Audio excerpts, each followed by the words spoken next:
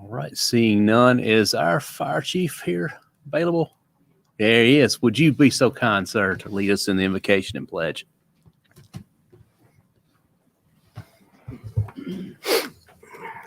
Thank you, sir. If you'll allow me quickly, just one verse. Titus chapter 2, verses 7 and 8. Writer says, show yourself in all respects to be a model of good works, and in your teachings show integrity, dignity, and sound speech that cannot be condemned, so that an opponent may be put to shame, having nothing evil to say about us. If you'll pray with me. Our Father in heaven, we invite you into this meeting, and we commit this meeting to you. Come and reveal your will in every aspect of our life and our ministry for the citizens, the visitors, and businesses in Mount Juliet. As we discuss the affairs of this most blessed city, we ask for your will to be done. Show us your purpose, enlighten us that we may know how you want us to accomplish our task. We desire your glory and blessing in all we do. Direct our thoughts, words, decisions, and actions towards the right path, and help us to stay on track. Let your will be glorified as we plan and make decisions. We ask all of this in the name above all names, Jesus. Amen. Thank you.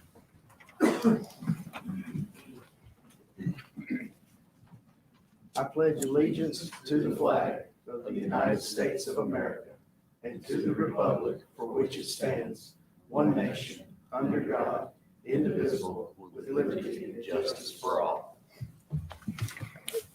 Chief Luffman, thank you. Our next item on the agenda is the approval of the minutes from our regularly scheduled meeting on May 24th. Second. Have a motion and a second. Is there any discussion? All in favor of the minutes signify by saying aye. Aye. Any opposed? Any abstentions? Passes unanimously, I believe. Next item is citizen comments. If you would, and if you wish to speak and address the Board of Commissioners, you can line up at the podium now. Please give me your name and address and wait to be recognized. Ladies and gentlemen, my name is Clay Scales. I live at 12425 Lebanon Road. Mr. Scales, and you're recognized for 3 minutes. Thank you. Isn't it a great day to be alive and free and live in Mount Juliet, Tennessee? You know, we would like to thank everybody who was a part of the Memorial Day fireworks display, the test fire that we shot from the top of Circle P Ranch. It was a great event, and we was able to involve probably half to 3/4 of our community, which we're really, really proud to do. I want to also give a big shout out to the Wilson County Emergency Management Team and the Wilson County Sheriff's Department. They went out of their way to provide us with medical support, fire support, and security for the show. I also want to give a big thank you to Andy Young for supplying us with a fire truck. This year, I'm proud to announce that on the 4th of July at 9 p.m. at Circle P Ranch, we're going to be putting on the largest fireworks display performed in Wilson County. We plan to have about 160,000 fireworks. This is going to be lit in celebration of America's 244th birthday. Needham's Nursery and the Circle P Ranch invite everyone in the community to come and show how proud to be an American you are. Thank you. Thank you, sir. Name and address for the record, please. Hold on 1 minute. I got to set my little timer here. My name is Tom Needham. I live at 12425 11th Road, Mount Juliet, and I'm mad. Well, you're recognized for 3 minutes, Mr. All right, Needham. thank you. I've lived here for 33 years, and all I've tried to do is help our community. I've given to schools, I've given to churches, I've given to Boy Scouts, and I've given to Girl Scouts, and everybody freely. Never asked for nothing. Not a dang thing. And so 2 years ago, when the city decided not to partner with me, over the thing, Rufus Page came to me and he said, Tom, I'd be glad to help. I said, Rufus, I got it this year. So this spring, I went to Rufus. I said, would you like to help me? He said, sure. On Memorial Day, Rufus handed me a check for over $5,000 to help pay for those fireworks. And on the 4th of July, he's given me a check for over $10,000. And I've matched that money, and it doesn't cover everything we, are going to expend. Now, my attorney always told me that when it comes to attorney, the biggest liars always win. And I looked up Mr. Dino's survey on the internet, and he said he's a super attorney. So I wonder what that makes him. I got this letter from him and say Tom Needham and Rufus Page. The first lie is via certified mail. Well, the dang thing came in regular mail. There you go. Now, he says, on Memorial Day, I was going to shoot a single test shot. I recorded that, and I said I was going to shoot a test shot for a Memorial Day fireworks show. Another lie. Now, contrary to what we both stated in public, I stated in public exactly what I... Now, we understand that no city permissions were granted. Who's the fireman here? He signed the permit. Ain't he a city official? What does that mean? So we go to the next page. Erroneous violations in direct contradiction. The city is continuing penalties and fines. Well, find me. I got the money to pay my way out of this one, boys. Now, it says it's completely disheartening and a complete disregard of the citizens of Mount Juliet. I love Mount Juliet. I would never do anything to disrespect our community. Never. Now, one more thing. I had a citizen come to me about 3 weeks ago and said he got a phone call from one of our elected officials. And he was very concerned with what he said. The elected official who's here tonight said, Mr. Needham is a racist white supremacist, and I'm going to have him outed. Well, I'm not a white supremacist, and I've never beat my wife. So everybody be warned, karma's a bitch. Any questions? Thank you, sir. Thank you. Let's roll call. Is there anyone else that would like to address the Mount Juliet Board of Commissioners? Hopefully PG. All right, seeing none, we will end the citizen comments. Our next item on the agenda is commissioner comments and reports. Vice Mayor Justice, you're recognized for 5 minutes, sir. I will try and restrain myself from saying anything that would embarrass anybody. But what I do have to say is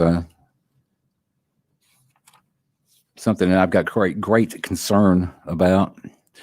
I've talked to the city attorney, and I am sending him information in regards to an potential ethics violation, and asking him to investigate further.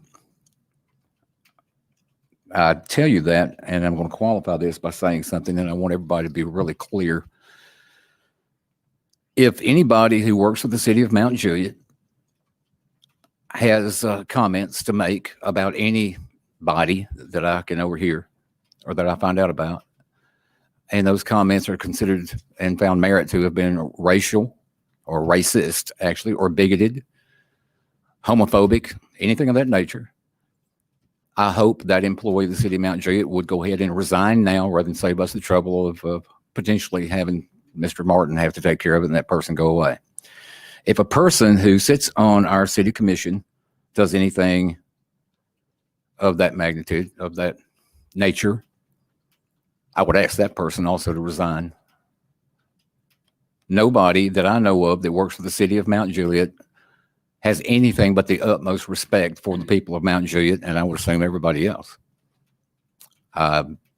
City manager, I'm going to ask you, have we had any comments or complaints of anybody in the last couple of years, anybody being racist or bigoted, homophobic, anything of that nature, that have found to have had merit? Is that anything that we've gotten any reports on? Okay, so we've never had anything that we've been. So I was sent over this past weekend on screenshots, and those screenshots are being forwarded to the city attorney. I'm not going to be naming names at this point. I'm going to ask the city attorney, and I'm not sure of the proper procedure at this point. I just know that I need to submit. You are our ethics officer. Is that correct, Mr. Marchetti? And there is a procedure that you will go through, and I'm assuming that the people that we have appointed to the ethics committee will probably be involved in making that determination, correct? Okay. And I'm assuming also this is something that is not put out in public until there is actually a finding involved? Okay. I want to make sure of that. I've had people say that I have said things or done things, and those things were untrue, and so I don't want to cast aspersions at this point to anybody until there's a finding involved, and at that point there may be some other conversation had that would involve somebody's name. I don't believe in, and I don't believe that our city commission is made up of anyone, or has not been anyone on here that would be considered, I would consider racist. I would not sit up here with them if they were. They were bigoted. I would not sit up here. Anybody who lives in the city of Mount Juliet that is of that inclination, please move. Get out. We don't want you. Thank you, Mayor. Thank you, sir. Commissioner Trevich, recognized for 5 minutes, sir. Thank you. Would like to go ahead and, I guess, kick this off on a positive note. So the parks did kick off their first movie night. I want to thank all the families that made it out there. I was told there was over 100 different families that showed up to the Charlie Daniels movie night. The next one is actually June 4th at 8:30, and then the second one is July 2nd, so at 8:15. So I'm looking forward to bringing my kids out to movie night there at Charlie Daniels. I think it's great. Also want to say thank you to Pelican. I guess it's Shaved Ice. Their new development, actually their new business here on Lebanon Road. They had actually, offered us city workers to come up and say hi and all this good stuff. And I'll tell you, I had a great time there. My kids loved it.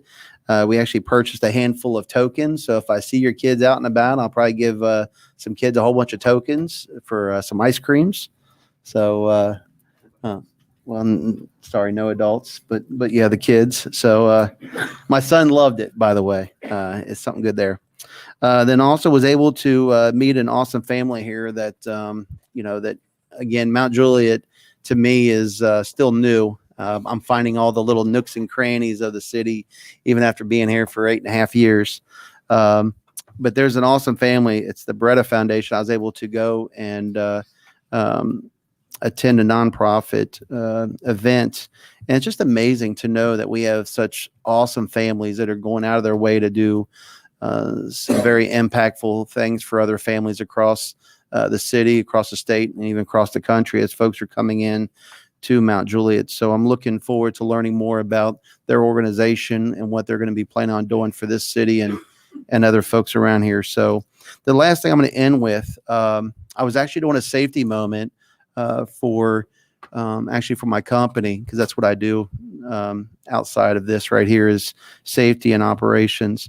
And I was looking at a study that is actually talks about the second cause of death for kids from age to 1 and 4, which is, a drowning. And of course, we've got some hot summers and with the pools, and we have 2 pools, actually 2.5 pools, I guess you would call it, in our community, a little kids pool over there. So we don't have lifeguards at our pool. And as our kids are going in and out of the pool, our families are, of course, getting back to that, that excitement of enjoying the area. I would recommend, though, as a parent, to have another set of eyes out there paying attention to our kids. My son, he's 6. He's a really good swimmer. He likes to swim in the deep end with the bigger kids, but again, there's floaties, there's other things in there, and it's always something that you want to be aware of. So I just ask, as family, friends, if you're at a pool with the community, or if you got a private pool, just know your surroundings. And that's the last thing I have, sir. Thank you, Mayor. Thank you, sir. With that, we'll recognize Commissioner Hefner for 3 minutes. Thank you, Mayor. 3 minutes or 5? We'll give you 5. Can I get an extra one? I might need it. First off, I want to start by saying it's going to be a while before I do another TV news interview. I'm going to get back to that in just a minute. I want to thank Mount Juliet Police Department, Fire Department, our own city manager for coming out last Saturday to the Orange Theory Fitness Challenge workout. I appreciate that. I thoroughly enjoyed it. I hope everybody else did as well. May not know this, but I'm actually on vacation. I flew in this morning from Pensacola Beach just so I can be here in person to cast a ballot, approval for the budget, which is a historical budget and one I'm extremely proud of, given that the raises that I hope push into that budget hopefully will come through. So I want to make sure I was in person. We'll be flying back to Pensacola Beach first thing in the morning. Back to that news story. Let me start by clearing the air once again and my intentions on RM8 minimum acreage proposed change. The facts, my true intentions straight from my mouth to your ears, not what others would want you to believe. The misinformation, the falsehoods, half-truths, intentionally misleading the public, all of which is a tactic to create confusion, anxiety, fear, and anger. So let me once again make this perfectly clear to everyone that is watching now and will watch this recorded meeting in the future.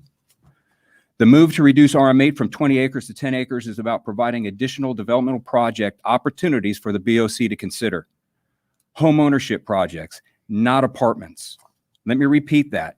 Home ownership and homes that are affordable for school teachers, police officers, fire personnel, city employees, nurses, single moms, single dads, veterans coming off of active duty, young adult families, our own children as they grow into adulthood. I can go on and on.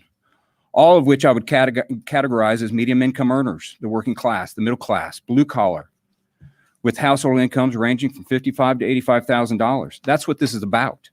Home ownership at an affordable price. A home, what is a home? For starters, it's not defined by the characteristics or the features of the dwelling or size of the lot.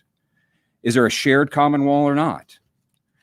And a home is not defined but is written on a piece of paper. But some may say, well, a single family home is a single family dwelling on a 1 acre lot. And I disagree.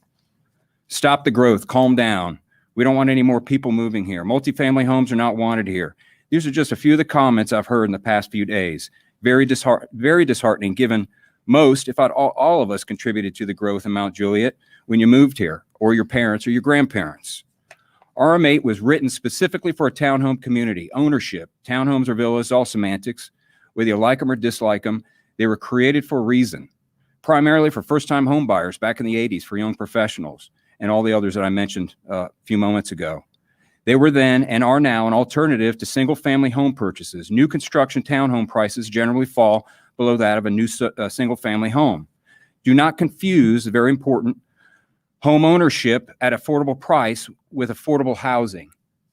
Affordable housing is an industry term that's used to describe certain geographical areas generally found within metropolitan cities where you would typically find low or very low incomes. But some, though, will have you believe this is what I'm attempting to bring to Mount Juliet, and that is absolutely 100% false. Here are the facts. I'm going to try to get through this real quick. Under our current zoning requirements, RM8, every proposed project must, let me repeat, must come before this governing body as a PUD. Each project will have to stand on its own merits and will be scrutinized. This body ultimately can and has done and will dictate the quality of the development and impose home rental restrictions. We have done this in the past, most recently restricted Wintry, 425 unit single family home development. We've restricted it to 2 units per individual owner. RM8 does not equal apartment complexes. In fact, we have specific designations for apartments, and that designation is RM16, and I'm not looking to change the 20 acre requirement on that, to be perfectly clear. This is further to clarify the misinformation that's currently being circulated around.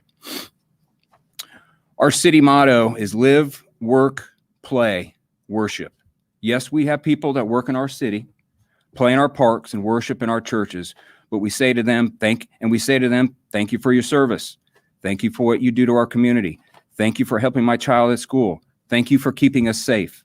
But we want them to live somewhere else. That is the message we are sending, and there is something fundamentally wrong with that on every level. I am sorry. If I choose to run for re-election and I am voted out because I support a simple reduction of acreage for RM8 so this board can have the opportunity to review those projects, so be it. I'm doing it because it's in my heart and it's the right thing to do. And these folks need a voice. If you believe you can do a better job, step up. I did. I'll drive you to the election board myself and help you fill out the paperwork. I conclude my comments. Thank you, sir. At this point, I recognize our District 4 Commissioner, Commissioner Mullally, recognized for 5 minutes. Thank you. May newsletter went out the first of the month. I know it's the 14th, but anyway, we haven't had a meeting since then. That's the May issue. And if you're not subscribed, I would highly encourage you to do so, because even though it's targeted tour District 4. I also have a lot of city updates in it, and it would be very beneficial to anyone. So wherever you live, I encourage you to sign up. You can go to my website, jennifermullally.com. All you have to do is enter your name and email, and you'll automatically go on my email list. I do post to social media, but it's very easy to miss if you're not on there a lot. So the best thing to do is to subscribe. That way it comes into your inbox in your email every single month. Tomorrow on the 15th, I'm looking forward to going to the Mount Juliet Police Department shooting training that they're going to have. I know Commissioner Trevette went to the last one, so I'm looking forward to that. I did get to go to a 2-day one with the fire department, and that was very enjoyable. I've worked with the homeless ministry in Nashville for about 11 years, and she recently reached out to me because it seems that a lot of the homeless that live in inner city Nashville are moving out to the suburbs. So just wanted to let you know, I think there might be, that we don't have a problem here, but anyway, we may be getting one, don't know. So, I mean, I'm trying to find some homeless ministries here in the county. So if you know of one that we can, that I can reach out to, help people if they're transitioning out here, please let me know. Please reach out to me. And I owe Vice Mayor Justice and Commissioner Hefner an apology for last time for addressing them by their first names. That was not professional of me. I apologize for that. And when at one point when I had a motion on the floor to defer, I was trying to educate the public on a lot of things. My timing was off. If I was understanding the mayor, what he was trying to tell me, I should have either pulled the motion or said that prior to motioning for the deferral. So I see that now. I apologize for that, Mayor. The RM8 reduction attempt is coming on the agenda June 28th. So stay tuned. More of that will come up. I don't know if you saw the news, but I expressed some concerns over it. I do have a lot of concerns over it. I don't see anything from what I read that eliminates that makes it only be about ownership. And our city attorney, I want to get more clarification from him because he has clearly stated we cannot discriminate between townhomes and apartments. There's just too many unanswered questions at this point. There's too many pockets across the city. And so have big concerns about it in the future. None could be happen right away, because I agree, we need housing here. We need homes that are affordable. I agree. There's nothing wrong with that. I think the intentions are good and the intentions are noble. But I'm looking at it 5, 10, 15 years down the road, what it could lead to. And so right now there's just too many loopholes in it and too many unanswered questions. But again, this is on the agenda for the 28th of this month. So that concludes my comments. All right. Thank you, Commissioner. And I would take this opportunity right now to maybe recommend Compassionate Hands as a ministry here in Wilson County that would probably welcome the help with the homeless. And I would also like to thank staff for the work that they put in on the budget. This is an exciting budget, an exciting opportunity. I know the city manager and I have talked many times about these things that we've got coming and how we're going to get the ball rolling on many things that are going to be found in this budget. And I'll be talking more about that in the days to come.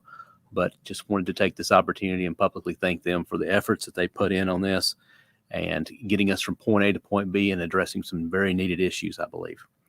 At this point on our agenda, I'll recognize our city manager for 10 minutes. Thank you, Mayor, Board of Commissioners, and thanks everybody in the audience and those watching from home. I'd like to first and foremost say that I also like to thank our elected body for all the work and all the confidence and compassion you have for your staff. It's much appreciated, well more than you'll ever know. This is a monumental budget for our city. In the 31 plus years I've been with the city, I have not seen one like this. And we can't thank you enough, and we can't thank the citizens enough and those that patronize our community, because what we've worked together with our citizens on here is an absolutely wonderful thing. And we may not always see it. It's like making sausage. Sometimes we see the worst of it from the positions we're in. But what we desire most of all is that our citizens that live here can live in a safe community, which you've helped us do that, and also a place that they can come on for, I guess I call it a place of tranquility. Even though Commissioner Hefner has been on vacation, he still always looks forward to coming home, so much so that he made a special trip back. But I want to thank you for that. And I also want to say thank you to Commissioner Hefner and this entire elected body, because you routinely invite us as a staff to come out to special events that you're hosting, whether it be BPAC or the mayor and I walked last year a large section of Lebanon Road with this, the first lady, as I call it. And she remembers that. I think it was cold, very cold that day. And we've done that. And then for Commissioner Hefner to challenge us a little bit, not because, that he runs as an avid athlete, unlike myself, who to this day is still struggling from recovering for something that happened over a week ago. He made it look easy, but we thoroughly enjoyed that. We know that you and your precious wife went above and beyond to invite us for that, so much so to invite us to future opportunities to do that again. So thank you so much for the friendship and camaraderie that we all share. For me, for somebody that's been here a long time, and I think I can speak for the staff and those that aren't here, it's much appreciated. And I'd also like to say that there's a lot of businesses that are out there that make our community special, and it's mostly the mom and pop businesses that invest in our community. And we've got folks here tonight, and we've got business owners. I get the opportunity in the position I'm in to work with them daily to try to find them homes for their new businesses. And to give you an example, I can think of Hammer and Stain that was recently lost their new location, which is Valley Center. To give everybody here an example of what they dealt with, the month they were supposed to open was March of 2020. And then they had to delay. And then they had, the tornadoes, and then the pandemic. And then most recently, unfortunately, this center is still not ready for operations. So they found them a new home, and their new homes are across from the Mount Jup Middle School. And it's actually a blessing, because not only did they open their new business there and relocate, but they're also, they bought the Dragonfly from the previous owners. So if you can patronize these mom and pop businesses, I know they'd appreciate it. I know our community would appreciate it. And I can remember years ago, before we had the corporate companies that come to our community, that was the business we had in our city, is the mom and pop businesses. And they are what makes America so awesome. They're what keeps this country moving. And that's why our sales tax have been up, is because we've created such an awesome thing, is that people not only want to come here to live, they also want to come here and patronize our community, and our citizens appreciate the services. So when you put safety first and you put infrastructure second in a budget, that means the world to us, and in ways beyond belief. I just can't thank you enough. The theater's back open now for those that like actually going to the movies. I'd also like to welcome a new business called Bach to Rock, which is in the Rainbow Place, another mom and pop business. The drummer for Tim McGraw's band has opened a business there, which we're excited to have him. And Candied Rib will be open real soon as well. And I'd like to thank all of our departments for the work that you do to get these businesses open. So yes, I know sometimes our vice mayor likes to say it's kumbaya, but he's got a little bit of that in him too. We are so super blessed in this community, and in more ways than I can speak to in this meeting. And I'd also like to ask everybody to pray for those that have lost loved ones or those that are ailing in our community, because little do we know, since the last time we met, every day in this community, we gain a new resident or a new baby, we lose somebody that's made this community special in a lot of different ways. So just want to thank everybody for what you do for this community, because we are super blessed. And for that, I'm most thankful. And Mayor, that concludes my report. Thank you, sir. Vice Mayor wants to speak to that. Explain what it is. Go ahead and tell them, Vice Mayor. That's Alvin and the Chipmunks beginning to sing at Kumbaya. This place, that's my favorite song. It is his favorite song. We love Kenny. All right, the next item on our agenda is unfinished business. We will start by, first item is the fiscal budget for the 2021 fiscal year. Is there a motion? Motion. Or a motion and a second. The item is on the floor. Is there any discussion or debate? Rick? That is not, it is not under consent. I think consent did not show anything. Have I got that correct? Yeah, now item number 8. Okay. Yes, this is Okay. unfinished. Mayor, I had Yes, sir. You're recognized. I had one question to ask, and we had talked about and this actually goes to the grants, which is not, we generally do that the week or the meeting after the budget as to distinguish where those grants will be located or sent to. We had talked about something in relation to the youth sports so that each youth sport was given a per head amount from the city of Mountain Juliet to help them offset costs and further what they do for our city. And we hadn't talked about an amount yet. And I don't know if we want to get into that tonight or not, if that's something that what I had talked about was adding an amount of approximately, and again, this is just a number that we would put on this, but it would be a per child number of $50 per head. Somebody said $100 per head. I think that's maybe going a little over the top, but it's, again, I'm not sure how to address this. So if you give me some guidance on that, I'd appreciate it. Well, I would believe it would be hard to do a budget around a price per head without having the head count. I can actually get really close to providing these numbers, but I'm not prepared to do that tonight. And that's the reason I was worried about, do we do a budget amendment at the next meeting to make that available for them? Because I mean, we've got nonprofits that are coming in, they're needing money. Mm-hmm. We've had the problems with the COVID problems that hit all of them last year. The numbers were down as a result. Maybe I'd suggest a workshop. I have no problem with that. Probably go through that to try to pin down a number and get an agreement on that number, price per head, and then for that it's just a simple. I would imagine it's subtracting what we've got budgeted now and doing a budget amendment for the difference. Actually, what I would probably do would be to separate the youth sports from the other grant opportunities, since they are providing a specific sport, something that the other cities normally provide for the communities. We're not doing that. We're fortunate enough that we've got 501c3 nonprofit organizations that are stepping up to do that for us to a large degree. So what I would like to do is to go ahead and get those numbers and have a budget amendment on the next meeting prior to the workshop, and then we can amend that number based on the information that we get, if that would be okay.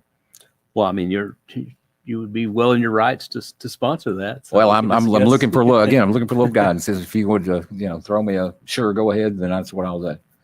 Well, I think for me, I'm not opposed to taking that approach at all. Just, it's always, as the saying goes, the devil's in the details. Correct. And just getting through that.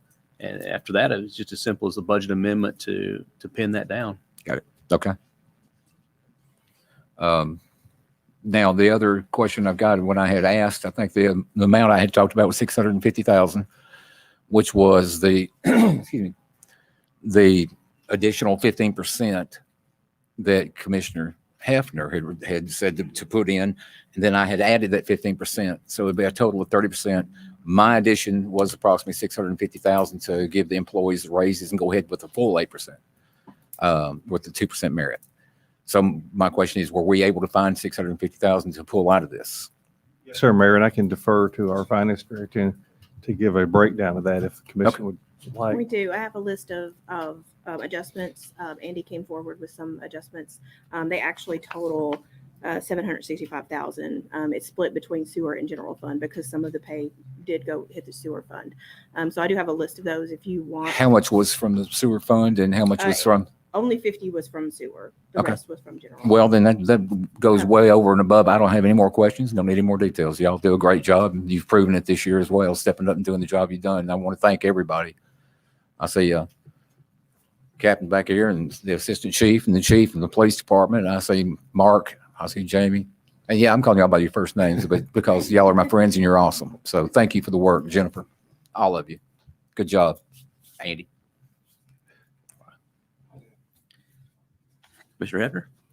Hefner? Yes, I'm going to make a motion to amend. This is going to be on packet page 80. Adding a capital projects that get overlooked somehow from our workshop. The creation of flood storage, $250,000. I've asked Mr. Barlow to come up and give us some details on that. Well, hold on. Oh, need a Sorry, second. sir. Sorry. Your motion is to amend for 250,000, and I'll second that. And and give us the details. You're on the floor.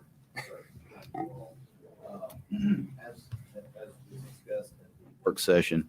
This is the one project that I know we had shuffled some money around here and there. But you all may be aware there's a area on Old Lebanon Dirt Road that would be east of Jackson Hollow, Page area. There's about 750,000 square feet or so that several square miles that drains all to one area, and it's basically a series of sinkholes. There's no other way out. We do have some projects in the works with our Old Lebanon Dirt Road project that would help alleviate some of this, that would hopefully eliminate flooding in the roadway as well as flooding in homes. Until that time, we have some individual property owners that have granted in concept, granted access to the city to create some additional flood storage. This would be immediate storage that would help offset some of these floodwaters, create some areas for that floodwaters to retain until it's able to drain through the sinkholes. So this is merely just trying to create a short-term solution until we get to the long-term solution. Yeah, that's correct. Yeah, the immediate impact is Kelsey Glen community. That's correct. My question. That was not part of the 765,000 that was taken out, correct? No, it was not. Okay. Any other questions, discussion? All in favor on the addition of the 250,000 for the improvements for the capital item, signify by saying aye. Aye. Aye. Any opposed? Passes. All right, you still have the floor. Appreciate that. That's it. Thank you. All right. Commissioner Mullally?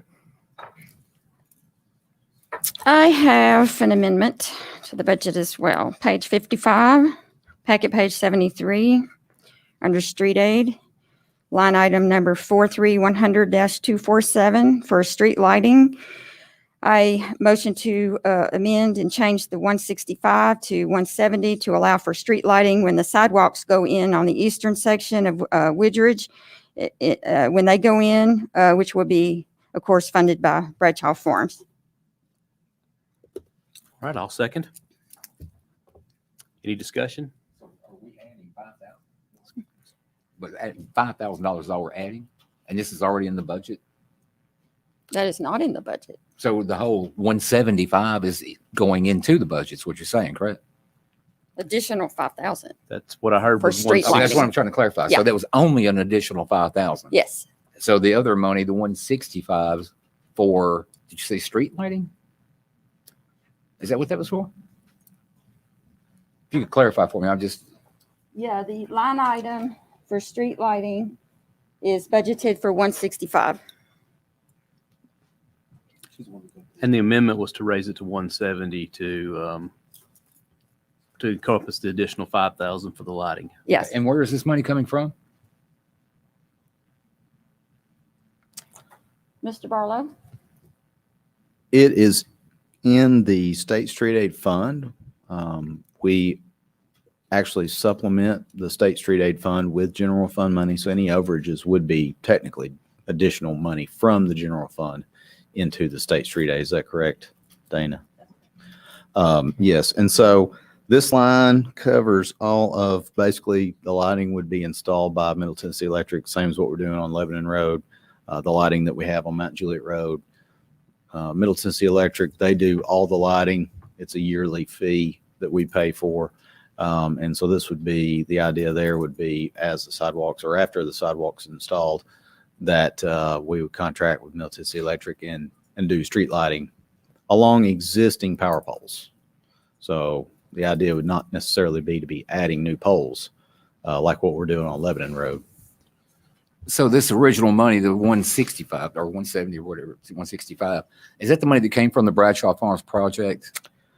No, the 165 included, we had budgeted around $100,000 for the additional lighting on Lebanon Road. Typically, it's around I think the previous year was around about $65,000, maybe $70,000. But we included that overage that was not paid for out of this current budget that we're in. It's going to be going into this proposed budget that we're reading tonight. So that money was carried forward. So that's where the 165 is at. Well, and I will apologize for an oversight on my part. I didn't realize that we were funding lighting on a side street, Woodridge Street. I didn't realize that. Now, out of deference at this point, if we've got it in the budget and the plans have been approved and there have been expenditures already taking place, then what I'm going to do is defer actually to the commissioner over that district as to what his opinion might be and what he thinks we should be doing. I don't know of any other subdivision in the city where we have provided streetlights. Normally that's an HOA or an individual's right to do that. I guess point of clarification, this is just proposed. There's no plans, anything for this. This would just be proposed after the sidewalks came in. Okay. And if anywhere else that we get sidewalks in, we say, hey, I mean, for instance, Nonnable Road is a good example. Although Nonnable Road would be classified as a feeder road, if I'm not mistaken. I'd call it, it'd be a collector technically, yes. Okay. So, I mean, we're talking about 10,000 cars a day, approximately at this point with the last traffic study. And Woodridge has got how many cars a day? It's about 4,000 to 5,000. So a day. half. So we would be, at this point, we would be saying, yeah, it'd be a good idea to put lights and confirming that we'd be putting lights on Nonnable Road, wouldn't we? I think, yes. And I think it would be a philosophical path forward for this BOC of where and when we want to be looking at street lighting. I think that is a valid question. Okay, thank you. All right. Again, I'm just going to defer to Commissioner Hefner on this. This is his district, and I think this should be your opinion. Yeah, so I'm concerned about, because I've already heard some complaints from some of my constituents that live on that road with regard to the sidewalks and where they're being placed. I don't know, have they submitted plans at all for the sidewalks? No, they have not yet. I've asked for those plans. Basically, the phase 2 of Bradshaw's approval is being held until we receive those plans. So, but they went ahead and staked the areas that they did. They staked the right of way that I know of. This is a little bit backwards from the way that we would do things, like Old Lebanon Dirt Road, for instance, going through property notifications right now with homeowners. But we've already had plans that are pretty well designed.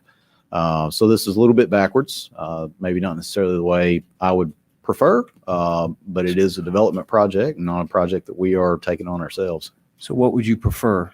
I'd prefer to have the plans in hand before we start contacting the homeowners. I would agree with that. So is this, I'm sorry, Mayor, if I may, is this money already in here being budgeted for that project?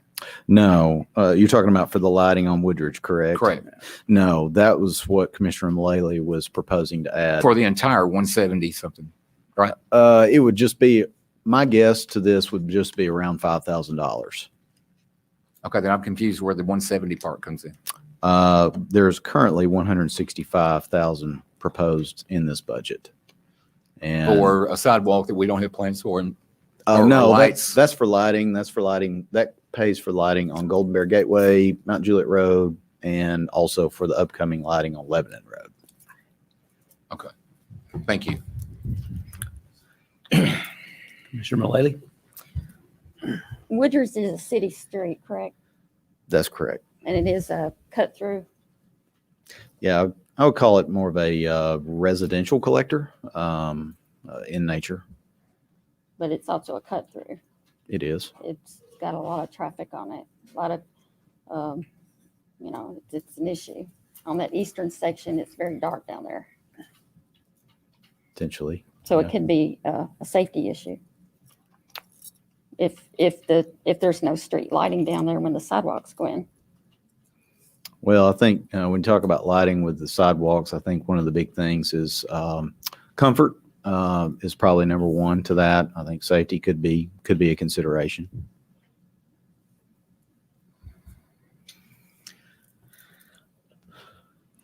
So this is proposed. So if this is approved, is there going to be some opportunity to talk to the homeowners where these lights are going to be in their front yard? I think definitely. This is just putting this as a opportunity for expenditure in the budget. The actual project would have to come before this board for final approval. Okay. Because we would be in agreement with Middle Tennessee Electric. We had to do that with Golden Bear Gateway. I think we've had to do that with Lebanon Road. And so it would be the same matter. Okay. Well, with that, I would support it, as long as we have an opportunity to review it. And I have an opportunity to speak with the folks that are already upset about losing half their yard. So I'd support it. Yeah, it's an interesting question. To the best of my knowledge, we're only paying for streetlights on Mount Juliet Road, Lebanon Pike, and maybe a few other areas. And I know of one, and we pulled accident data to support that light. I don't know of any others, to the Vice Mayor's point, in neighborhoods. I know my own HOA, it's part of our HOA fees to cover the lights in the neighborhood. I know there's another neighborhood real close to me, slightly larger, no lights for that reason. Yes, ma'am. And just so it's noted, there is no HOA down Woodridge where the money could come from. I believe a portion of that neighborhood has an HOA and a portion does not. I'm not sure where the divide is. It's where these sidewalks are going in is not. Mr. Trevitt, do you have anything to add? I can see this opening up for other developments or other communities that we could potentially showing favoritism. So I'm a little concerned there that this could be an ongoing budget item for future projects. So as much as I do want to show safety as a factor, but I'm also concerned that how far do we keep going? So I just want to make sure that that's noted and we can be able to discuss, again, traffic surveys, any type of accident reports to show justification for any future projects. So that's all I have at this time. Thank you. Mayor, Yes, sir. I think maybe one possible solution to this, and then we're only talking about the addition, correct? That's correct, yes. And that addition is only for the Woodridge piece, correct? That is correct. We have no plans, correct? That is correct. Okay. Commissioner Hefner wants to talk to his constituents, obviously. So what I would ask is that this, actually, we put this off to another point when they actually bring plans back in that we can see, and Commissioner Hefner's had an opportunity to go through and talk to his constituents before making a decision on something. He is the commissioner of that district, and so I think we owe him that respect to let him, make the decision on this. And if they come back in with a plan that is acceptable, then at that point that we do a budget amendment and go ahead and accept it and fund it as needed. That would be my suggestion at this point. Commissioner, thoughts? That's fine. Then I'll withdraw my second. Draw your motion. Yes. All right, we withdrew. Amendment is withdrawn. All right. Any other discussions? All right, Mr. Vice Mayor, with your permission, I'll make the motion that we withdraw the 765 that was presented to cover the 650. I don't think you made that as a motion. Say that again. You talked about the money, but I don't think you made a motion to withdraw it from the budget. Did they? Well, I mean, I guess my question, did y'all reflect this on this new? No. You did not? Can't. I keep looking at him. He's obviously going to look at you. Can't. Gotcha. Okay. So that would be, you want to make that motion or you want me to? Yeah. Okay. Well, either way. Yeah. I'll make the motion and the mayor would second it at this point. All right, all in favor? 765. 765,000. And you have the numbers? Yes. Correct. All right, is there any discussion, questions on that motion? All right, all in favor of the motion signify by saying aye. Aye. Aye. Any opposed? I was an aye, by the way. There we go. That was unanimous by my count. And nobody's objecting, so we'll He's go from with West that. Tennessee, so I don't know if he can count it. All right, are there any other discussion, comments, or questions on the budget? I just quick comment. I want to thank Dana for working with me prior to the workshop and taking a look at the wage study. I won't go too much into this, but I flew here to this meeting for this vote. Could have probably zoomed in, but I wanted to be here in person for it. We have, our city employees are just exceptional. And I can't tell you how much I appreciate each and every one of you for what you've done, continue to do. So thank you. And hopefully things go well. Big celebrations later on. So anyways, thank you for all your work on that, Dan. I'll agree with that and second that as well. Your sentiments are that it's been a nice budget, and I appreciate the process. I'll make one final motion. I know the state certified property tax rate is henceforth coming, but I'll just make a motion for tonight to go ahead and cut the property tax rate to 15 cents even. Second. Any discussion? All in favor of reducing the property rate from 16.64 to 15 cents signify by saying aye. Aye. Any opposed? Any other discussions on the budget before we vote? Afterwards. All right. All right. That is by my count 4 amendments. I'm looking for the city recorder to say yay.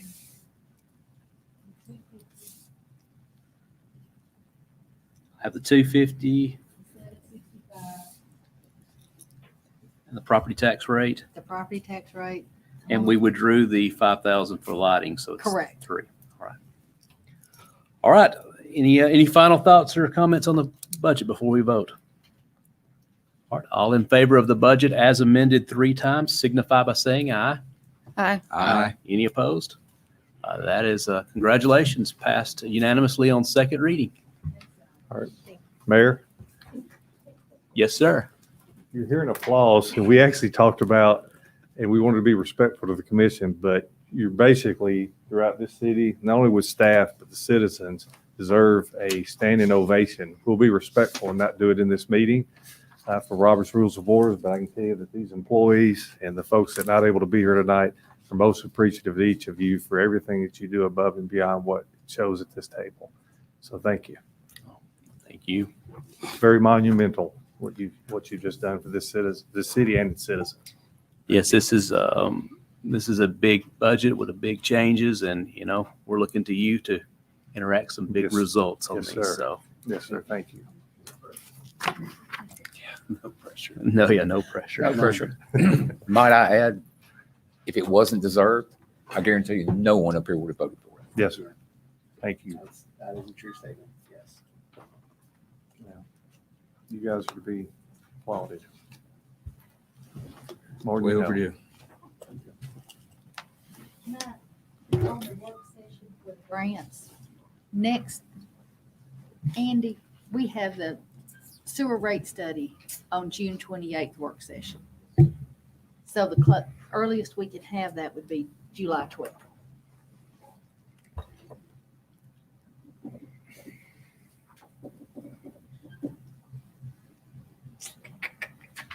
Oh, and we got something else.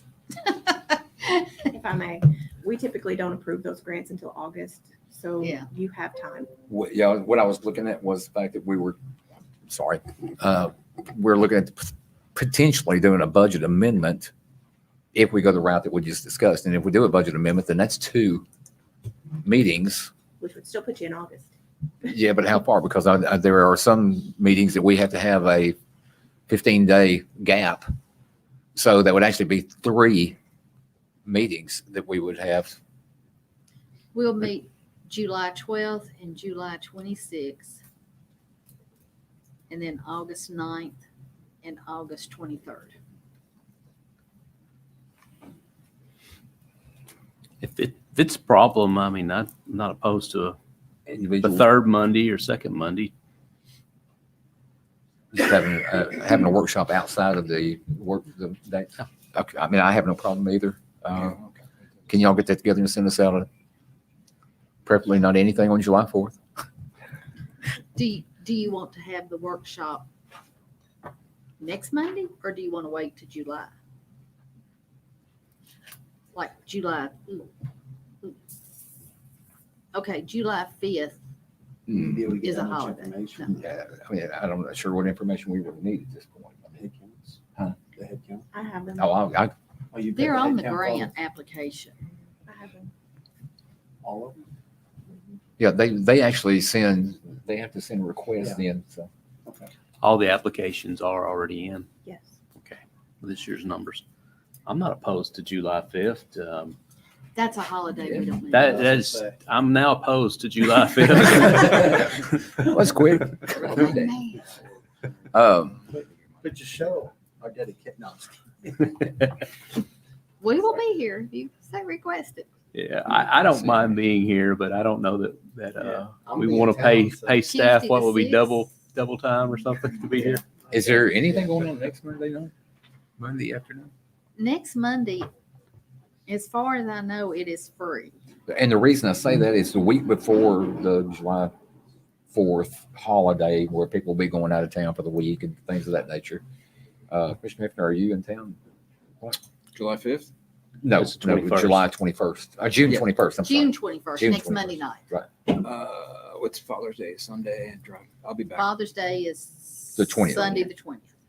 So I'll be back. Unless you ask my daughter, I've been telling her it was the 13th month.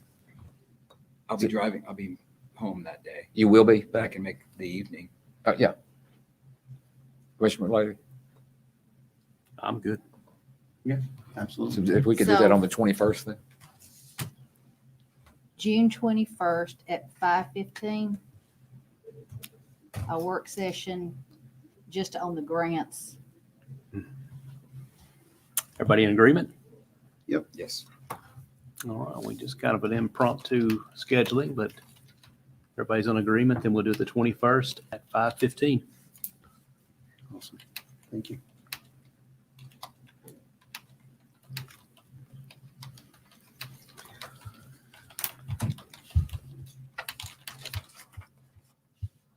All right, our next item on the agenda is an ordinance to amend Part B of the Unified Development Code of the City of Mount Juliet, Tennessee, known as Zoning Regulations Ordinance 2001-29, adopted October 8th, 2001, as amended by amending Article 6, Commercial District Regulations, Section 6-102, uses and structures to require mixed-use buildings and mixed-use sites to meet the requirements for residential developments as set forth in Article 8, Overlay Districts, Section 8-207, Residential Development Standards of the zoning ordinance.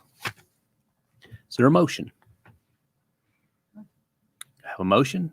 Is there a second? Second. All right, it is on the table. Any discussions or comments? It's a second reading.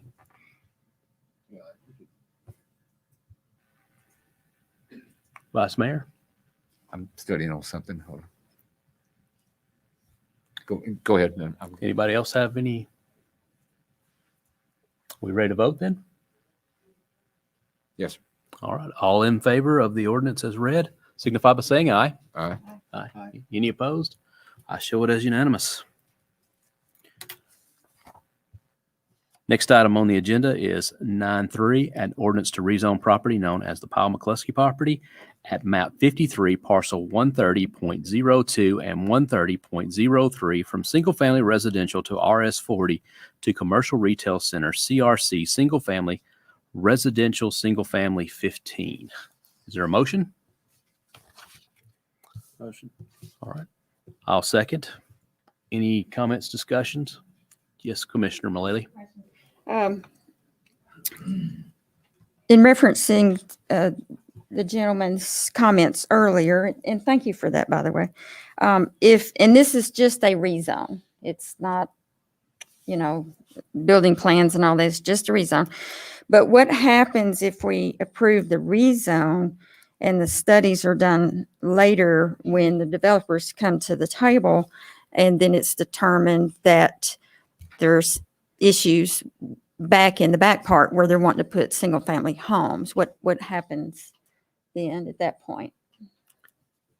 Let's get our planning director to comment, or our public works one, whichever one of you wants to volunteer. Hello. Well, at that point, they would have to go back to the drawing board and see what does work for the property and then ask for the appropriate zoning at that time, should that RS 15 zoning not work in their favor. Assuming the passage. Okay. Vice Mayor Justice. I've got a little bit of an issue. We have tried to make sure that we knew exactly what was going on prior to a rezone. I mean, we would ask for elevations, we would ask for plans. I mean, even to the point to where you actually are asking for PUDs to be brought in as opposed to straight zoning. And what I'm worried about is this piece of property, and once again, following what I feel like is a maybe not the rule, but my way of looking at things, I'm assuming that this is going to be in District 2 when it's all said and done. So I'm going to try and defer to Commissioner Trevette to figure out what we're going to do here. But I've got some issues here. We're going to rezone something to CRC. We don't know what that is. We don't know what it's going to look like. We are going to go from RS40 to RS15. And you and I have talked about RS15. I mean, right now we've got high density, which is RS10, and of course the multifamily stuff. And I have actually talked to Jennifer about the possibility of RS15 being moved into high density as opposed to medium density. I'm not real sure that this particular location it's on a 5-lane road. I'm not real sure RS15 is going to be the best piece for that. And I have a feeling probably when somebody comes in, they're probably going to want to come in with a PUD as opposed to straight zoning. They simply followed the land use plan for this rezone. They actually came in and asked for multifamily on that back piece. And so that didn't sit well with me. And I was not, in favor of that. So they did come back with that RS15. Okay. I'm looking at this though, and I've not gone this far into it and looked this close. Are we looking at two separate ordinances? One, you're taking one piece of this to rezone to RS15, the other one rezoning the front to CRC. Is that two separate ordinances? It's not. It's one ordinance. I got a problem It's with two that different also. lots. Unless it's a PUD, it can't be. We can't put that together. It's not. I mean, We have property all across the city that has it been two surveyed and different- brought to us as to how far back it's going to be? I do have a survey, and I apologize if you didn't get a copy of that exhibit. No, I did not get that. I'm Do you sorry. want to look at it? I'm sorry. Would you like me to bring it to you? Well, it's just last minute. You want to defer? Yes, ma'am. Okay. I think it'd be a good idea to defer this. Thank you. I mean, again, with your blessing on No, this. absolutely. Okay. Now, if you want to make a motion, I'll second it. Yeah, I would make a motion. We defer this one meeting and just come back with some of the answers. Okay. It's I'll okay. make sure you get a copy of that exhibit. Thank you. You're welcome. So that was your motion, deferral one meeting, And I'll second it. you're seconding? Yep. All right. Any comments on the advisement of deferral? All in favor of deferral for 1 minute, or 1 minute, one minute. meeting? One minute. Just one. It'll be minute. back on that agenda really quick. One meeting, signify by saying aye. Aye. Any opposed? Passes unanimously. Be deferred, and we can look Yes, sir. forward to seeing it on the 28th.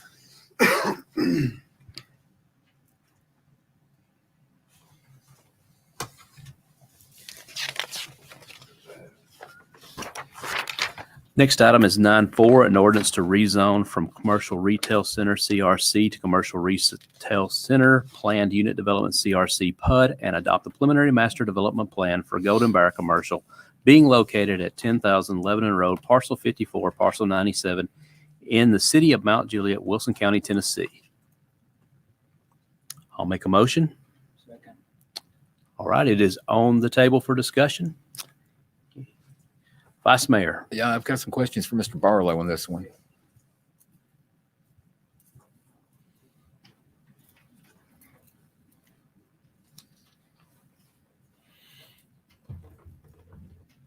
Yes, sir. Okay, I've looked at the plans on this, but I may have missed it. I'm not an engineer, so I probably did miss it. But we have a turn lane, and that turn lane is supposed to go not only down the property line on the south side of Lebanon Road, but there's also supposed to be a turn lane. I mean, the deceleration lane is going to be on the south side, and then it will go to an eventual turn lane that goes across the property prior to getting to the creek, was my understanding, onto Golden Bear.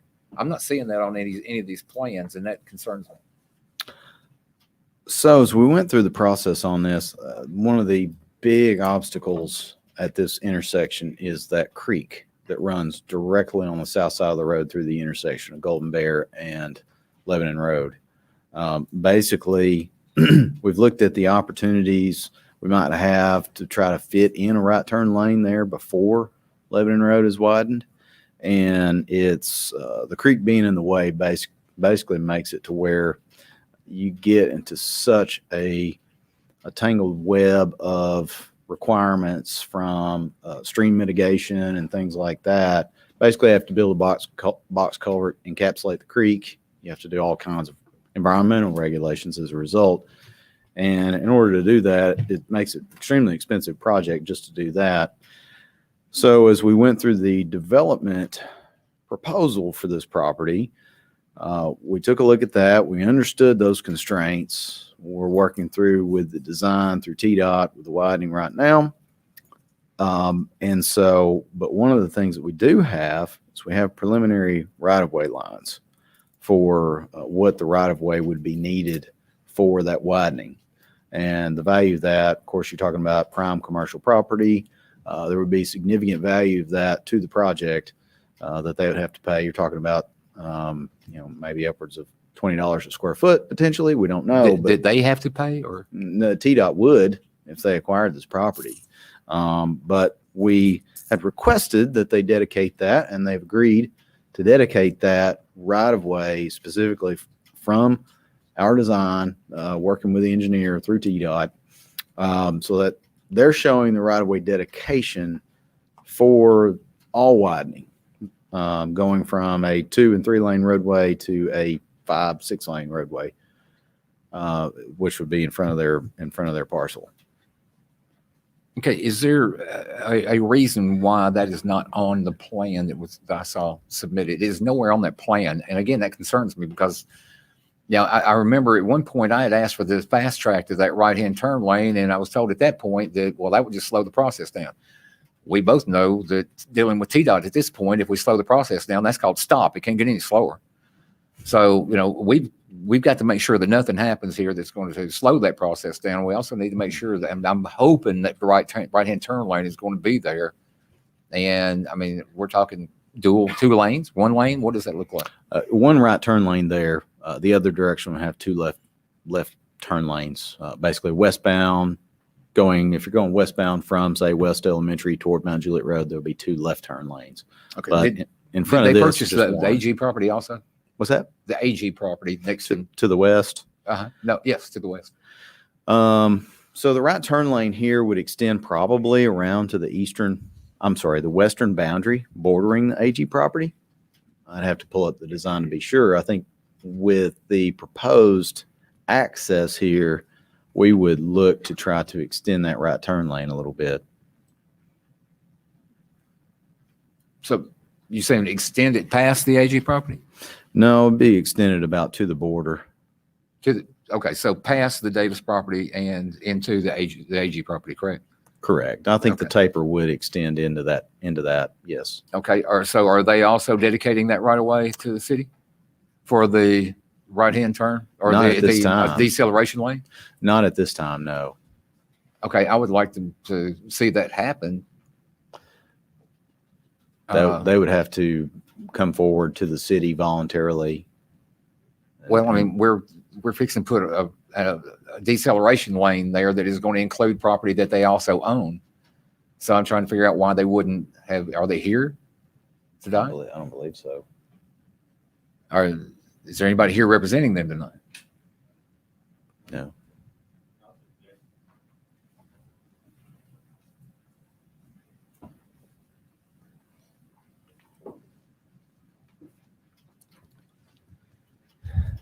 Name, address, and firm for the record, please.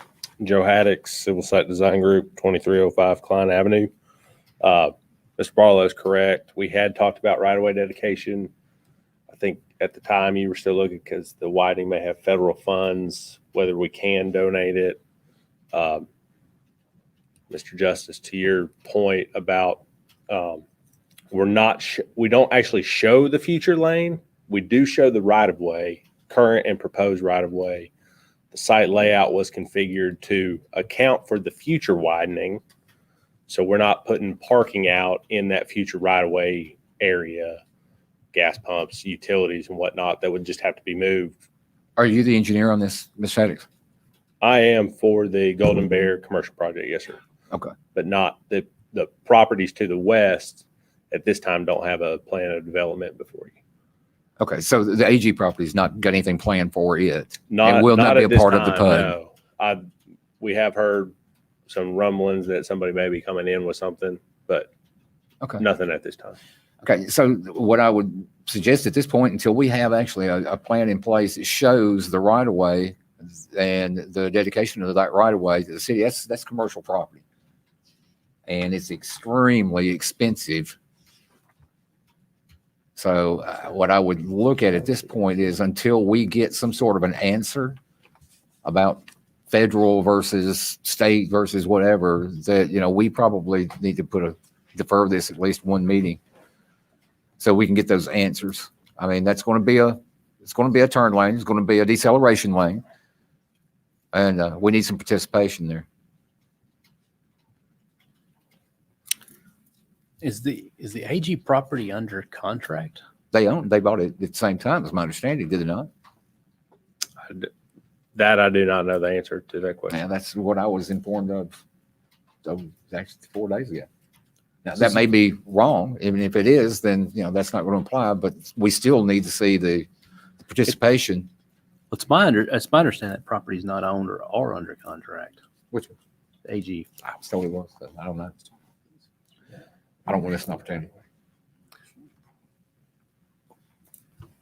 And I'm not seeing that on that plan. I'm not seeing that right-hand turn, which is, TDOT's got it, but, if we see participation coming from somebody but purchasing the property that's going to benefit from the changes, I think they need to participate. Sure. And I don't see that participation. And TDOT's got all the plans in the world. Of course, TDOT's had plans for 112 years to actually do that widening project. We still haven't seen anything, but that's a whole nother conversation. So what I don't see that there's a timing issue that somebody is aware of. They might want to let us know, but at this point, I don't think that there's a timing issue that would hurt the project by deferring it for 2 weeks. And just to clarify, my client was unable to attend tonight. So just to clarify the request, it is the future right-of-way we have shown on our current plan for Highway 70 to be dedicated to the city as part of this project. I'm not saying that. I mean, this is a negotiation process. So, it's what we can come to an agreement on, but we've not had any conversations to agree to anything. So I've not met with anybody. I don't know what you guys have discussed. So I think it gives us an opportunity maybe to come together and come together with maybe even a better plan than what you got already. So. All right. And you're talking about trying to bring the other property in together. If that is indeed part of the process. Now, like I said, if they haven't got that under contract, but I'm not seeing anything. Again, there's some investigation I want to do into this before we. Well, I'll say, I don't, mine's not firsthand knowledge, but I did get a call today about that. They were, because I asked similar questions about this because I think it does kind of alludes to at least what we're talking about here. But from my understanding is that they had tried, but could not get any movement on that property. I don't know, like I said, we're getting conflicting reports. Neither one of them firsthand, actually. So if we can, this will give us a couple of weeks to maybe nail it down and fix it. Is that going to hurt you guys as far as? Yeah, I'll 1 second, please. Okay. While we're waiting, anybody else got any questions or comments?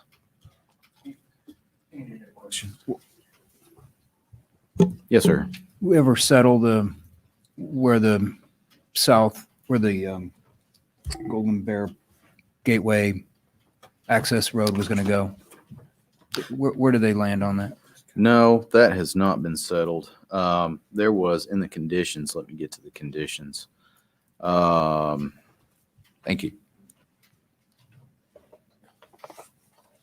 Basically, the proposed access that they have shown on the plan as submitted is in close enough proximity to the intersection with Golden Bear and Lebanon Road Mhm. that the left turn, that spillback of the queue would get in the way there, and it does regularly at school release times. Right. And so our recommendation with the access where it is today, extend that left turn lane to their access point that they're showing as proposed. Okay. And then basically, so it would increase, you'd have one left turn lane from their access all the way to Lebanon Road. That would give a lot of space in there. I went in there, analyzed the traffic study, did my own analysis to try to figure out where those queues were going to lie so that I could try to figure out, was it going to be an issue? And yes, I do believe, my opinion, that it would be an issue without that left turn lane there. And so the condition was, you go to packet page 125, the Public Works comment number 8 states, with the movement of the access on Golden Bear Gateway to the southern property boundary, which would be, I'm going to say roughly probably 100 feet farther south, that the northbound left turn lane on Golden Bear Gateway at the site access is not warranted at this time. And that was based on my analysis of the queue spillback. And I think there may be some question as to trying to keep the access in the location as it is proposed, which would provide some conflict. It would be my strong recommendation that the left turn lane be included there if it remains, in fact, there at that location. Given the available property frontage there, that full access point being farther away from the intersection, long-term would be better.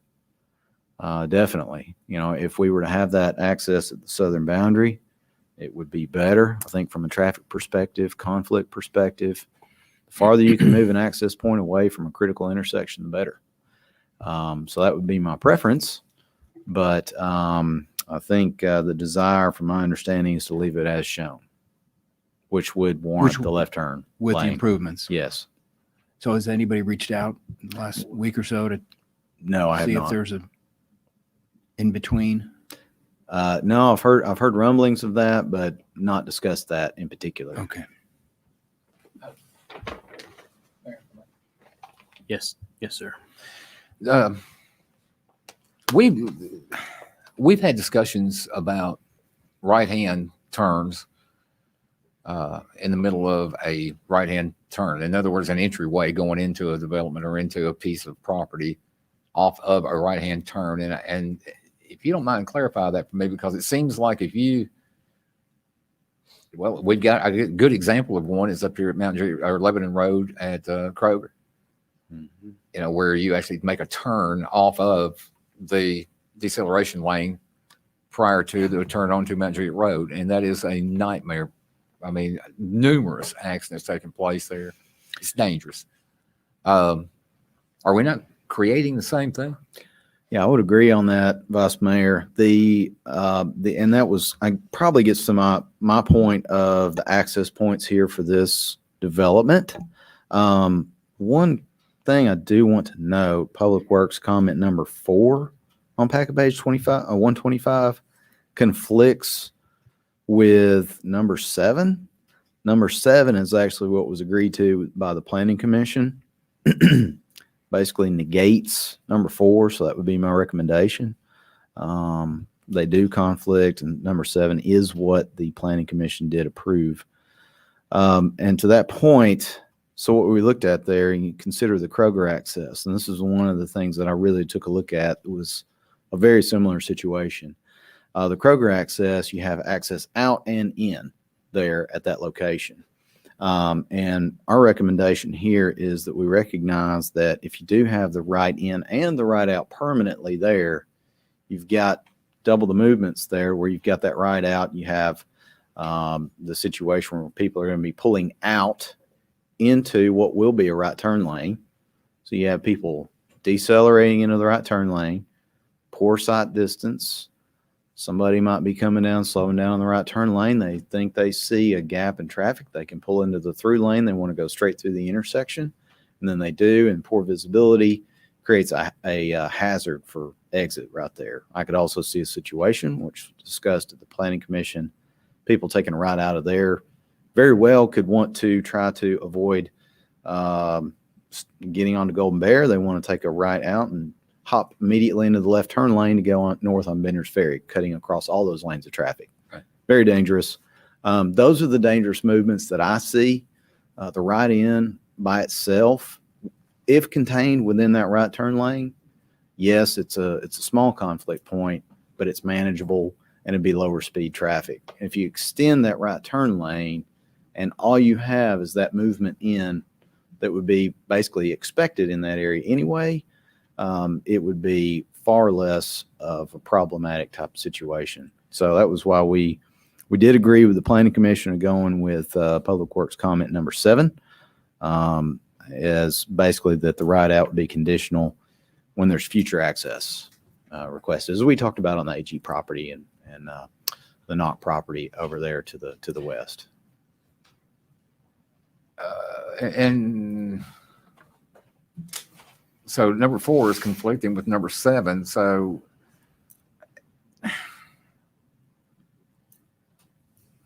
just out of curiosity, the right or the deceleration lane turning when up on Lebanon Road prior to Golden Bear, that decel lane, if it is only the length of the subject property, is it long enough for a deceleration lane, or should it go over onto the AG property as we talked about, or is it going onto the AG property?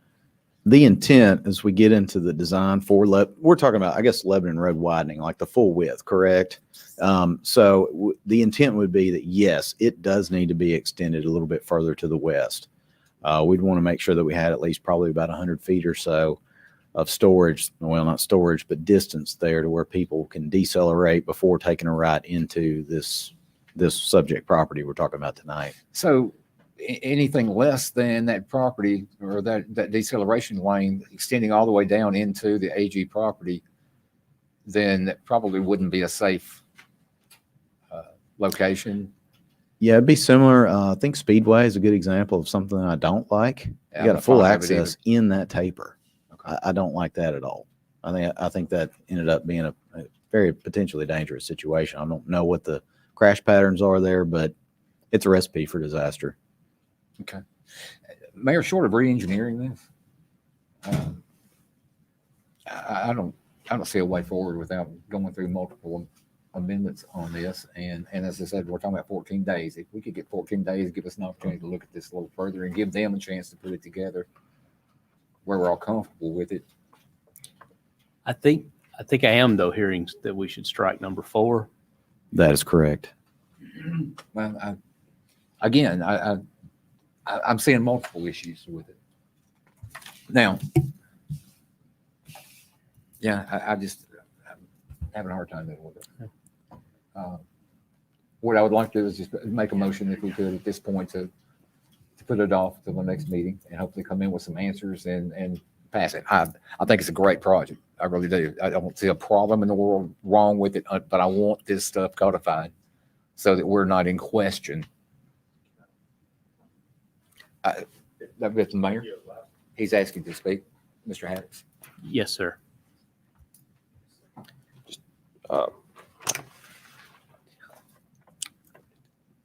Regards to the right in, right out on Lebanon Road, Mr. Barlow and I have had some conversations about the project as shown would meet TDOT corner clearance for the access point. At one point, if you recall, we had an option that moved the access closer to Golden Bear in an effort to do two things: cut through traffic. It basically brought the entrance in line with the pump, so you didn't have a straight shot through. What that would do for you would be move the access point to the center of the turn lane that TDOT has designed, as opposed to being towards, the beginning or middle part of the taper. So that would solve one or two of your questions. Apart from that, we're good with a 2-week deferral. We can get it worked out with staff. And I'm sure have all answers to everything when we come back for you. Perfect. I heard Commissioner Hefner second your deferral. Yes, sir. And Commissioner Mullally, did you want to speak on the deferral? Just wanted, in case the public has no clue what we're talking about, this is a proposed convenience store with fuel pumps on the southwest corner of Lebanon Road and Golden Bear, just in case you didn't know. That's all. All right. And the property owner has come back and said that they're, yeah, okay, sir. Mayor, if I may clarify, that is in my district, and I've taken a special interest in that at this point. So I want to just make sure it's done right. We don't have many opportunities. I would ask also if you would come in, we need a plan for the timing. Myself and Mr. Barlow have discussed this multiple times about when TDOT is going to get moving, and I want to see how that timing is going to be worked out as far as the build out on the project as well. So if you could come in knowing that, I'd appreciate it, Joe. Thank you. All right. The motion on the floor is to defer one meeting until the 28th. All in favor of the deferral signify by saying aye. Aye. Any opposed? It is deferred for one meeting.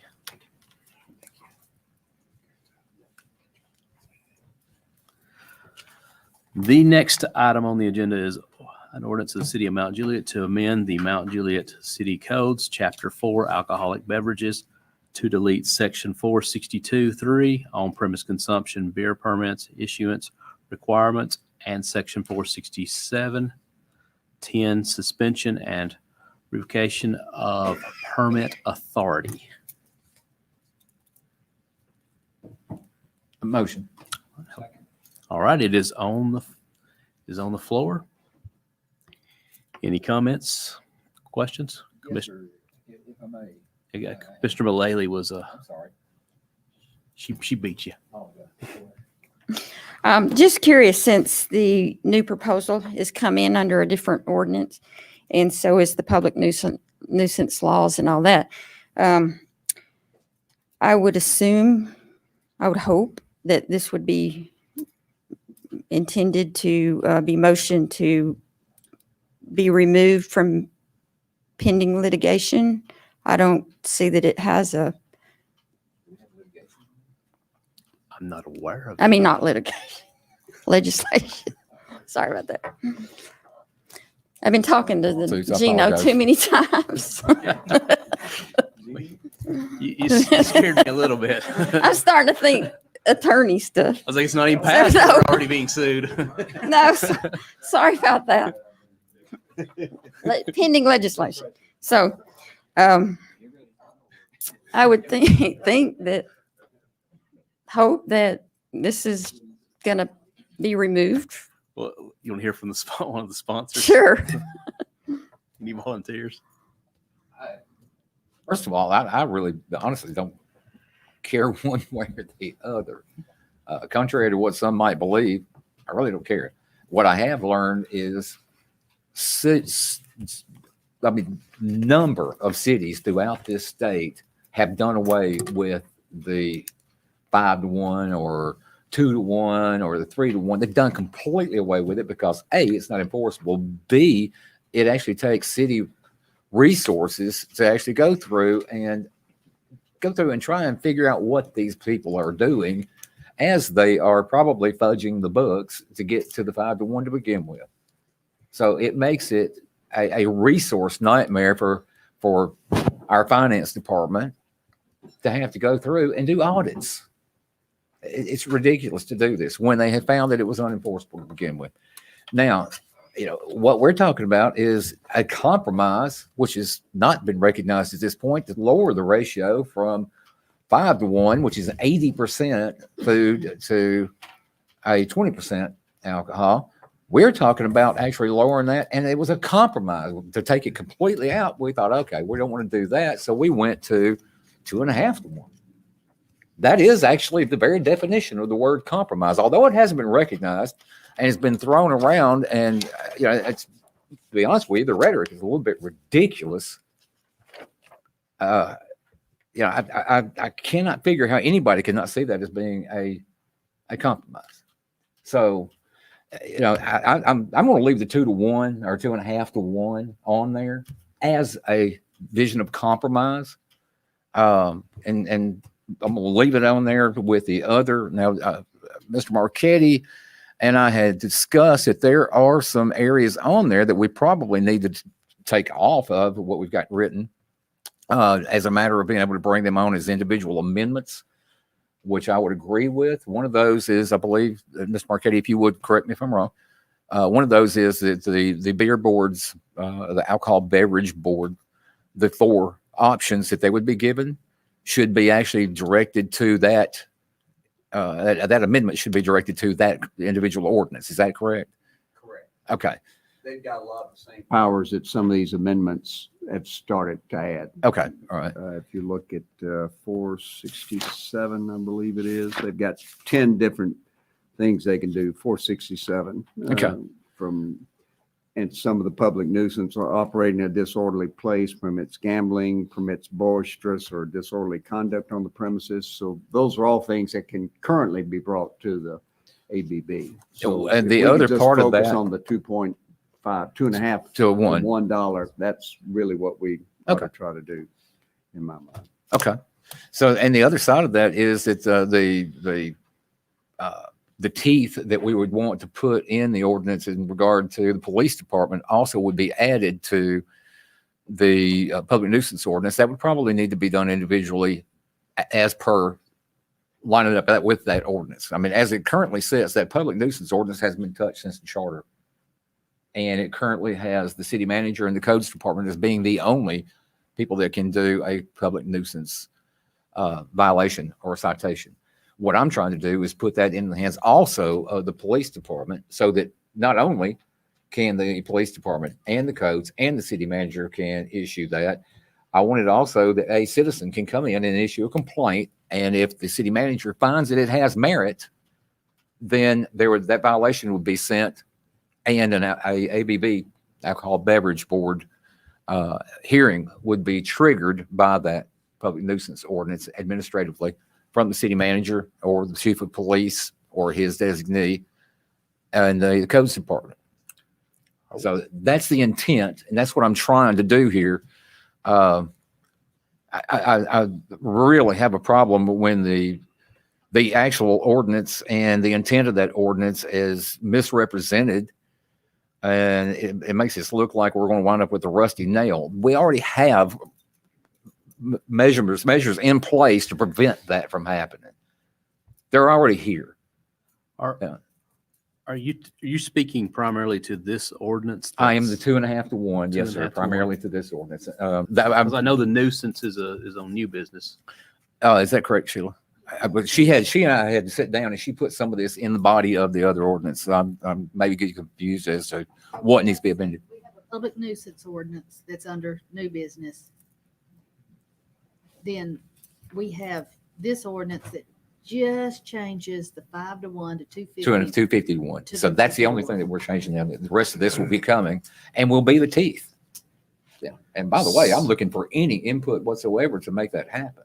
And I did draft, because we discussed it, this same 250-to-1 ordinance, adding a statement about public nuisance in the PD. That's where you were doing that when we were in there together, Tom. Yes. Okay. All right. So I guess what I'm hearing, maybe just some thoughts on the path forward, is either to table this one till we review the public nuisance one, or we can vote on this one but I'd say at this point, Commissioner Hefner's been asked to be recognized, and then Commissioner Mullally. So I'll turn the floor to you, sir. That's actually a great suggestion. I agree with it. Yeah, so I'll hold off my comments and wait till we read the public nuisance that's coming up, if we're able to do that. Well, that motion can be made by any member. We want to recognize Commissioner Mullally first. Okay.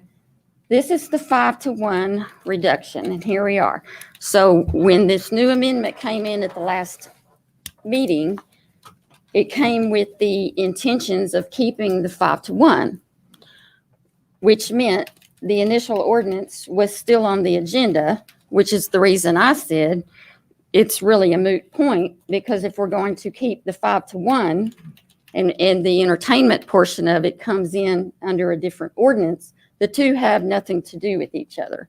So here we are again with, evidently the intention was not to keep the 5-1. So, which I find very disappointing, because that was part of the proposal that was submitted at the last meeting. This is extremely disappointing.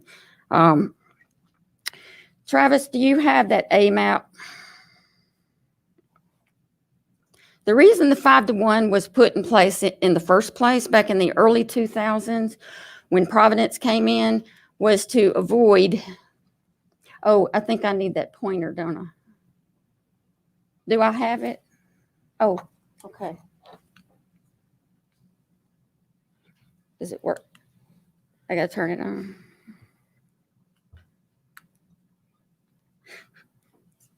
Sorry. I don't know how to work it. Anyway, how the 5-1 came up back when Providence came in was to keep out dive bars, which it has. We have a lot of bars in the city, but they're nice. And okay, thanks. Right. Okay, currently, it's hard to see, but you see all the red dots. These are 56 locations and restaurants in the city that has an on-premises consumption beer permit. Right there. It's okay. How do you zoom?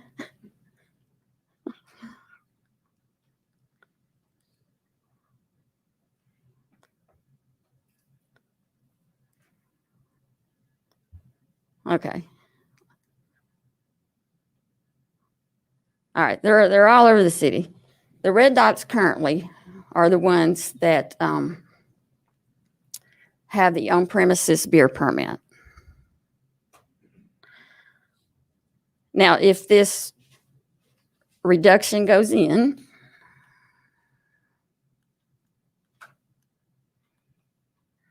okay, so you can switch the map.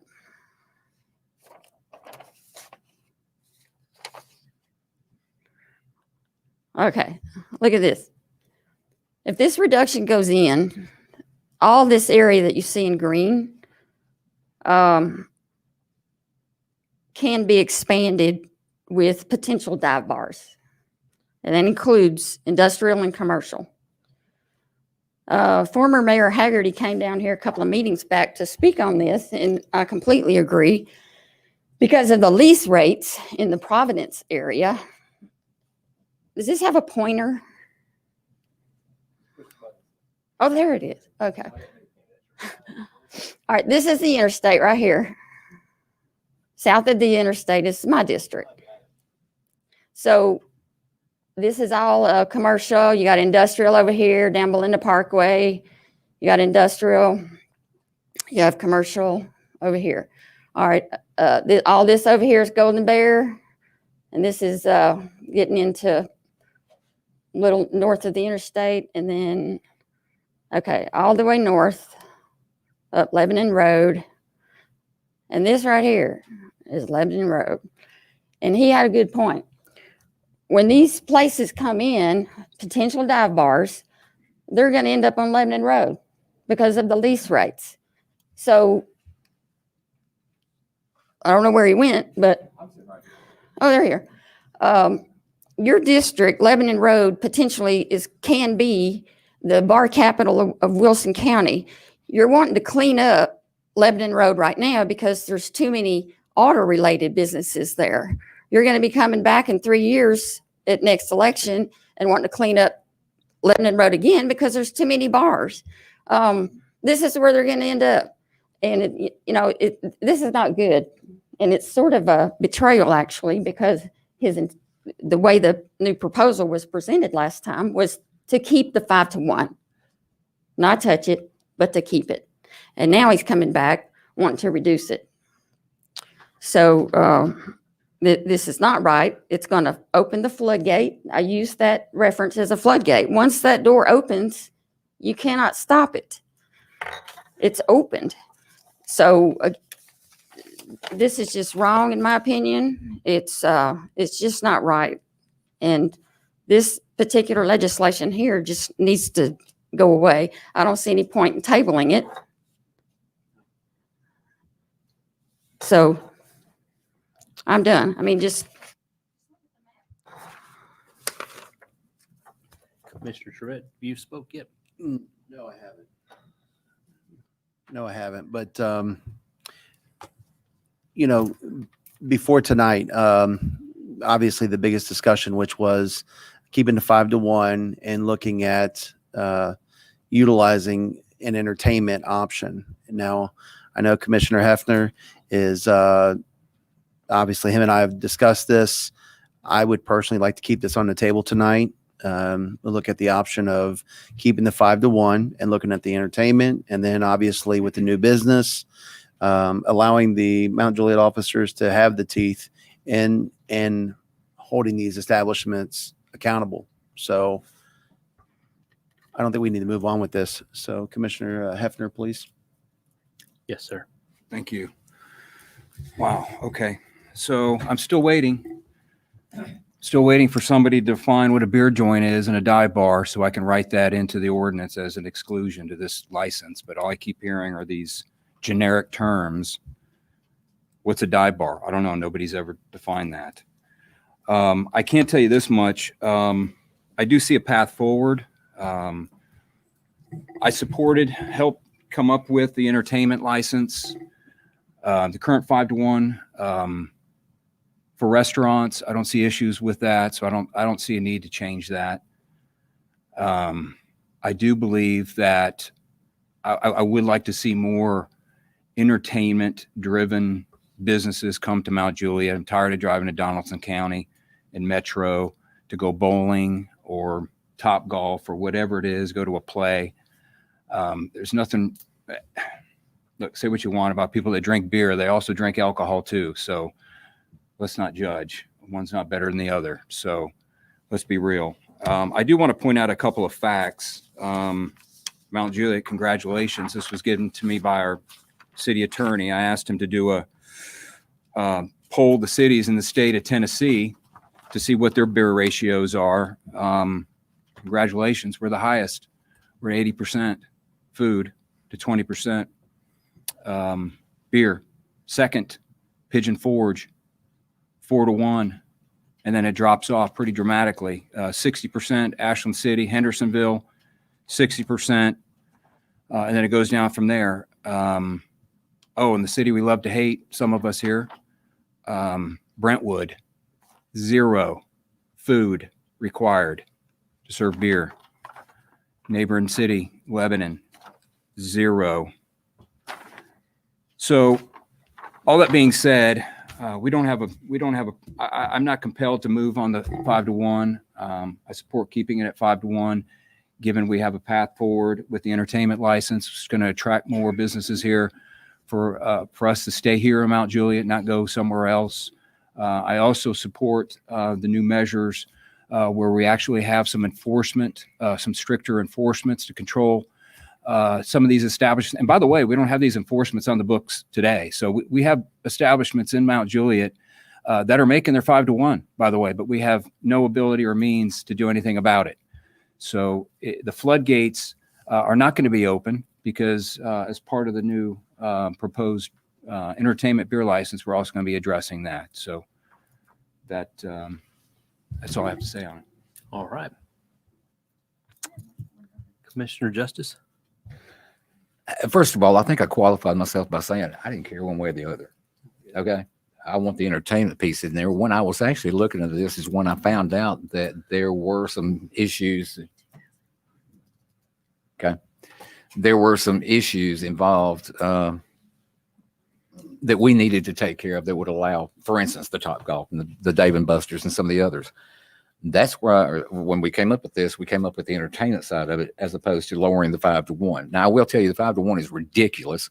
the amount of rhetoric I've heard so far as district, but I did want to hear just what kind of creative BS I was going to be able to get out of the District 4 side over there. I got plenty, by the way. It was actually quite entertaining. The actually saying that we actually did 5-1 for the bars, or I'm sorry, the restaurants in Providence is incorrect. That was not the case, and I don't know where you got that from. Well, actually, I think I do know where you got it from, but our mayor, I apologize. I'll address my comments to you.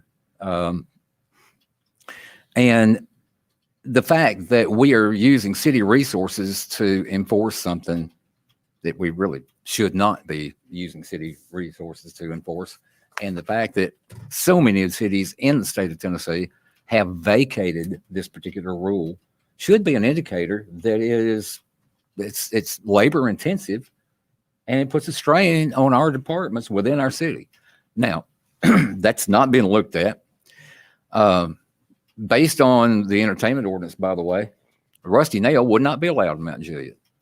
Matter of fact, based on the design guidelines for our commercial businesses to come to Mount Juliet, Rusty Nail would not be allowed to build in Mount Juliet. So there are several different guidelines that are in place already that would not allow what is being classified as a dive bar. She keeps referring to the Krusty Snail, as we used to call it around here growing up, but I'm still waiting for somebody to bring a lawsuit against her for that one. I'm more than happy to table this and move on, but I would like to table it so that we do have an opportunity to come back to it at a later date rather than just to blow it off as if it doesn't exist. The fact that we're the highest in the state, that's. But we're one of the most fastest growing cities in the state too, though. And why is that? Because we have. Excuse me. Sorry. No. Am I on? No, you're not. Okay. Sorry, I knew it didn't sound very amplified, but no, I understand. I understand what you're saying. So, like I said, I would just like to take this opportunity to either table it or put it away. We can bring it back a little bit later on after the next election or whatever, and have that conversation. Right. But Mr. Trevitt? I just would like to say one more, to kind of piggyback off that statement that you just said is that, obviously there's businesses that are not coming here or leaving. However, we're still one of the fastest growing cities in the state. And why is that? Is because we've got a family environment. I think one of the commissioners had stated earlier on one of their statements, which was it's family, work, play. Those three things is what caused me and my family to move here. That, and then of course all the flags that are in Mount Juliet that are posted all over. So those are the 4 reasons. I was not looking for any other type of entertainment. I am open to the entertainment bill out there or law, but right now the 5-1, I think it should be it's been out there for several weeks. This has been on our agenda, and I really think we need to go ahead and a vote on this tonight to move forward, to go ahead and move past this 5-1, keep it as is, and let's look towards the future as what entertainment options we do have for these businesses. So that's all I have, Mayor. All right, Commissioner Mullally. Again, this has nothing to do with entertainment. If you'll recall, when you brought this to the floor the last time, I said, if you're willing to keep the 5-1, that'll prove to me that you're not really trying to appease one business that has never met the 5-1. And it will prove to me, and it will prove to me that you're not trying to, cut corners for that one establishment that you frequently play at, by the way, which is personal interest. You have a personal interest in this business. If you think other places are cooking the books, then it's your responsibility to follow the procedure, whatever it is, and file a complaint. What is the procedure, Gino, on if you suspect a place is cooking the books? You as a resident, you as a commissioner? Report it to the ABB, the Alcoholic Beverage Board of the state. Okay. So if you think some of our restaurants are cooking the books, then it's your responsibility to report them. We do not do the audits here in the city. Is that correct? Okay, so it's the state who does the audits. Is that right? No, state doesn't have anything to do with our beer. They turn in reports. No. and- If you suspect one of our restaurants is cooking the books to meet the 5 to 1, what is it your call the responsibility city to do? manager. Okay, And Sharon Batchelor, I believe, is one that She's our beer board. beer board staff person that accepts that information, see what it is. And if there's an issue, they can bring it up as a complaint with the ABB, and they'd be called in to say, hey, here's what we got, and looks like you're cooking the books, so here's what we're going to do. so it's a process you Yeah, go I mean, they've to. got due process rights. You can't just remove them. Okay, permit. would it be the state's responsibility to do the audit, or would it be the No. city's? Be the cities. Okay, so we haven't actually done that yet, ever? I've only been here 3 years, so, but I. We've never not had a to- complaint that someone's cooking the books. Yeah. Okay, so since it was mentioned, and if it's suspected, then I would suggest you follow the procedure, because either we're going to have the law or we're not. Everybody should comply with the law. I think that we have something unique here in Mount Juliet, which is one of the reasons that Commissioner Trevette says people want to move here. We have something unique, and I think that that's worth fighting for. All this is going to do is lower the standards of what we have here in the city, and we're just going to be another extension of Hermitage. Now, I don't know about you. I don't want to be an extension of Hermitage or anywhere else. I want to be Mount Juliet. We are who we are, and we have something special here. And I do not want to table this tonight. It should be voted on tonight, and this ordinance amendment should be killed, in my opinion. It should go away, which is what was proposed at the last meeting. Yes, I was going to say, if someone will make a motion, we will move on. I would actually like to withdraw this as an ordinance at this time, and would ask for a second that has come from Commissioner Hampton. And we're going to withdraw it. It doesn't exist on the agenda anymore. Can we do that? It's second reading. It's the property of the bodies. Is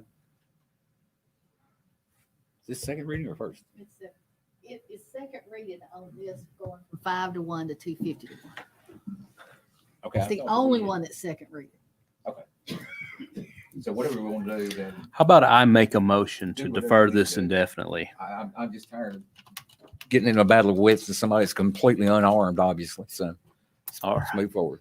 Is there a second on the? second. All right, we have a second on indefinite deferral on this item. Is there any discussion on the indefinite deferral of this item?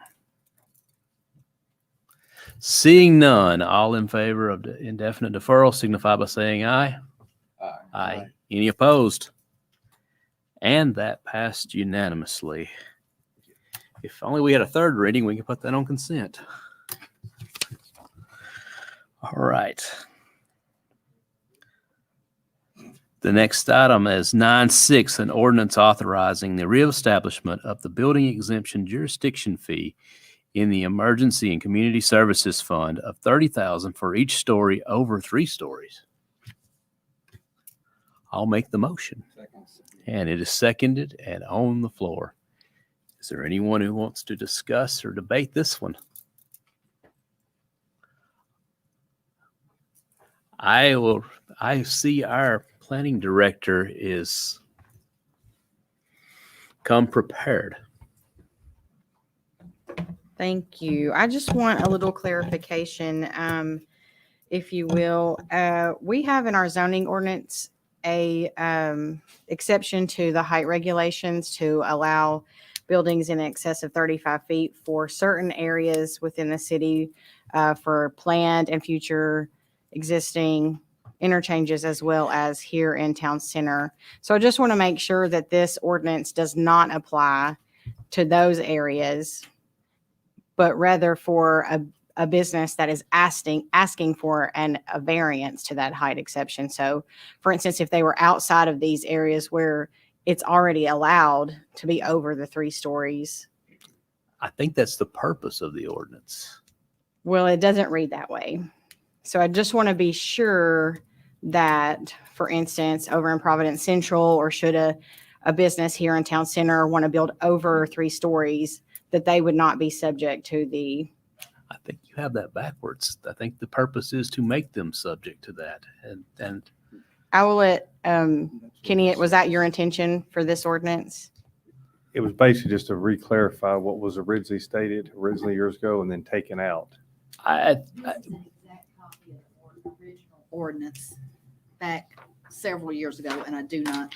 Was the original purpose, if for the sake of my memory, that money was allocated to the Emergency Services Fund? Correct. It happened on ordinance. Which is not a 2006-04. fund.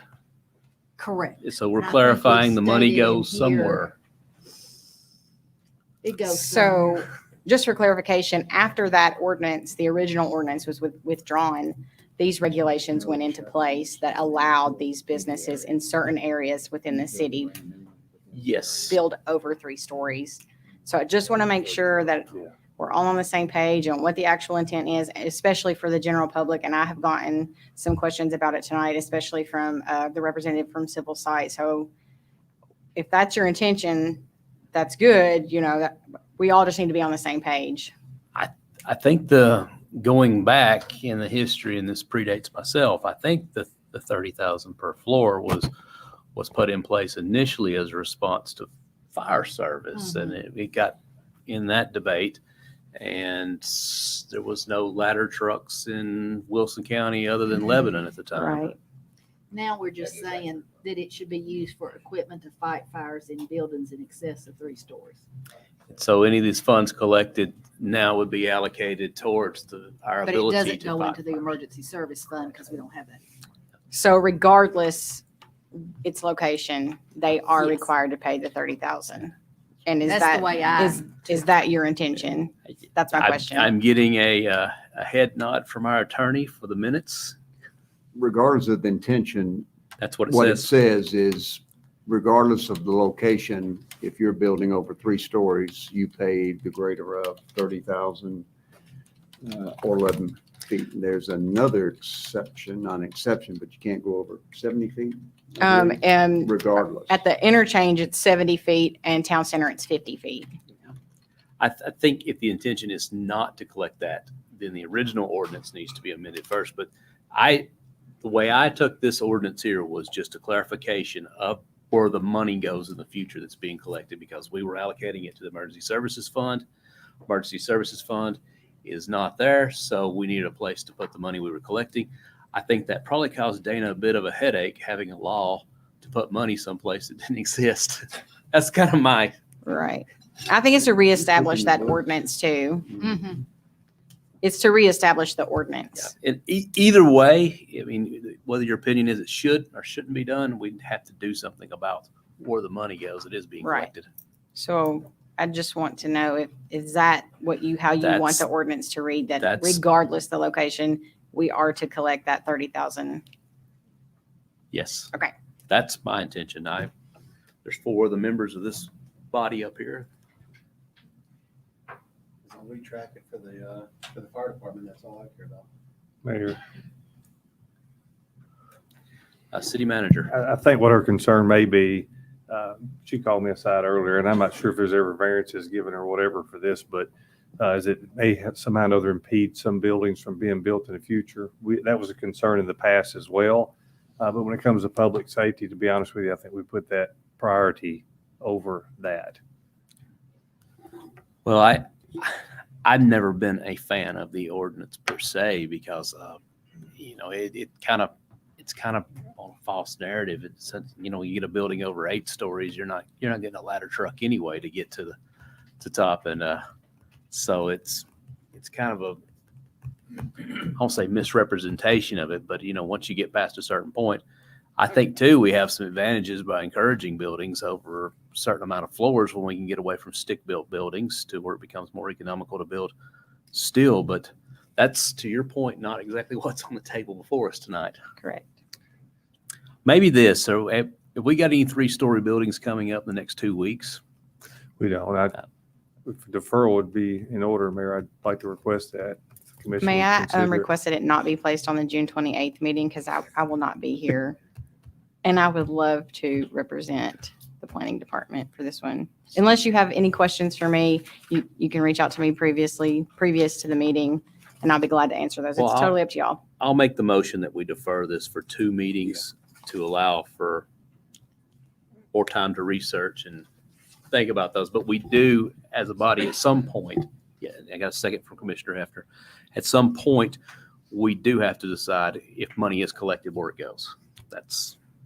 Yes. And public safety is always on the top of my list. Come from a public safety driven family, so it's And not a my former intention to dispatcher deter yourself. getting money for the fire department or whatnot. I just want to make sure that we're all on the same page. Thank you. All right, we have a motion on the table to defer this for 2 meetings. Any discussion on the advisement of deferral? All in favor signify by saying aye. Aye. Any opposed? They can look forward to seeing this again in 2 meetings.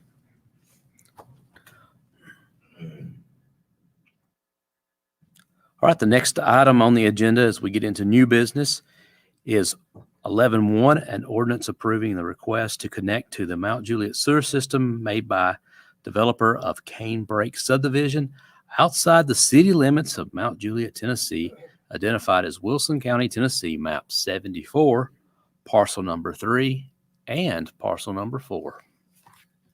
I'll make a motion for this. Is there a second? All right, this dies for a lack of second.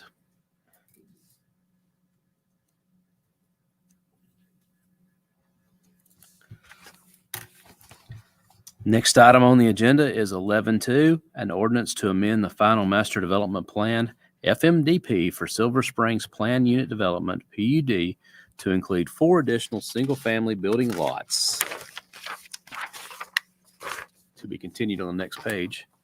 Phase 7 being located on Karen Drive, map 54, parcel 42.01 in the city of Mount Juliet, Wilson County, Tennessee. We have a motion? All right, this one dies too for a lack of second.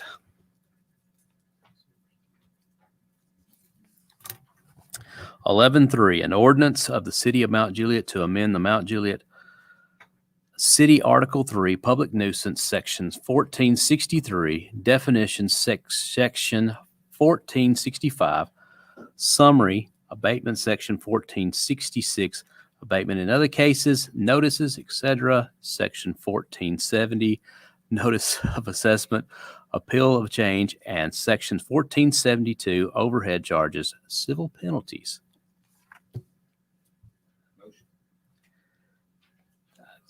All right, it's on the floor.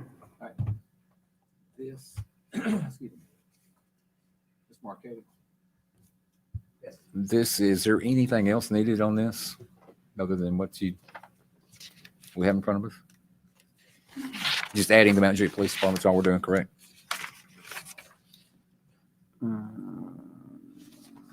Is this one on the building?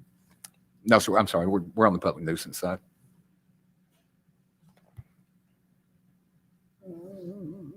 It's 11.3.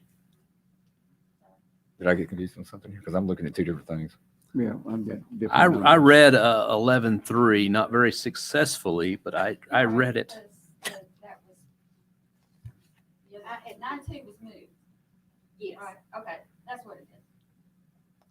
All right, I'm really confused. No, you're good, because I just want to turn your mic on. the time to numbers. say you're good. Right, the numbers changed when that was moved. Okay. When I moved the 30K, yeah. Okay. It adds a police department and also under property, It adds a better definition of agricultural, commercial, industrial, or residentially zoned. So it expands the definition of property as well, in addition to giving the police department the ability to enforce.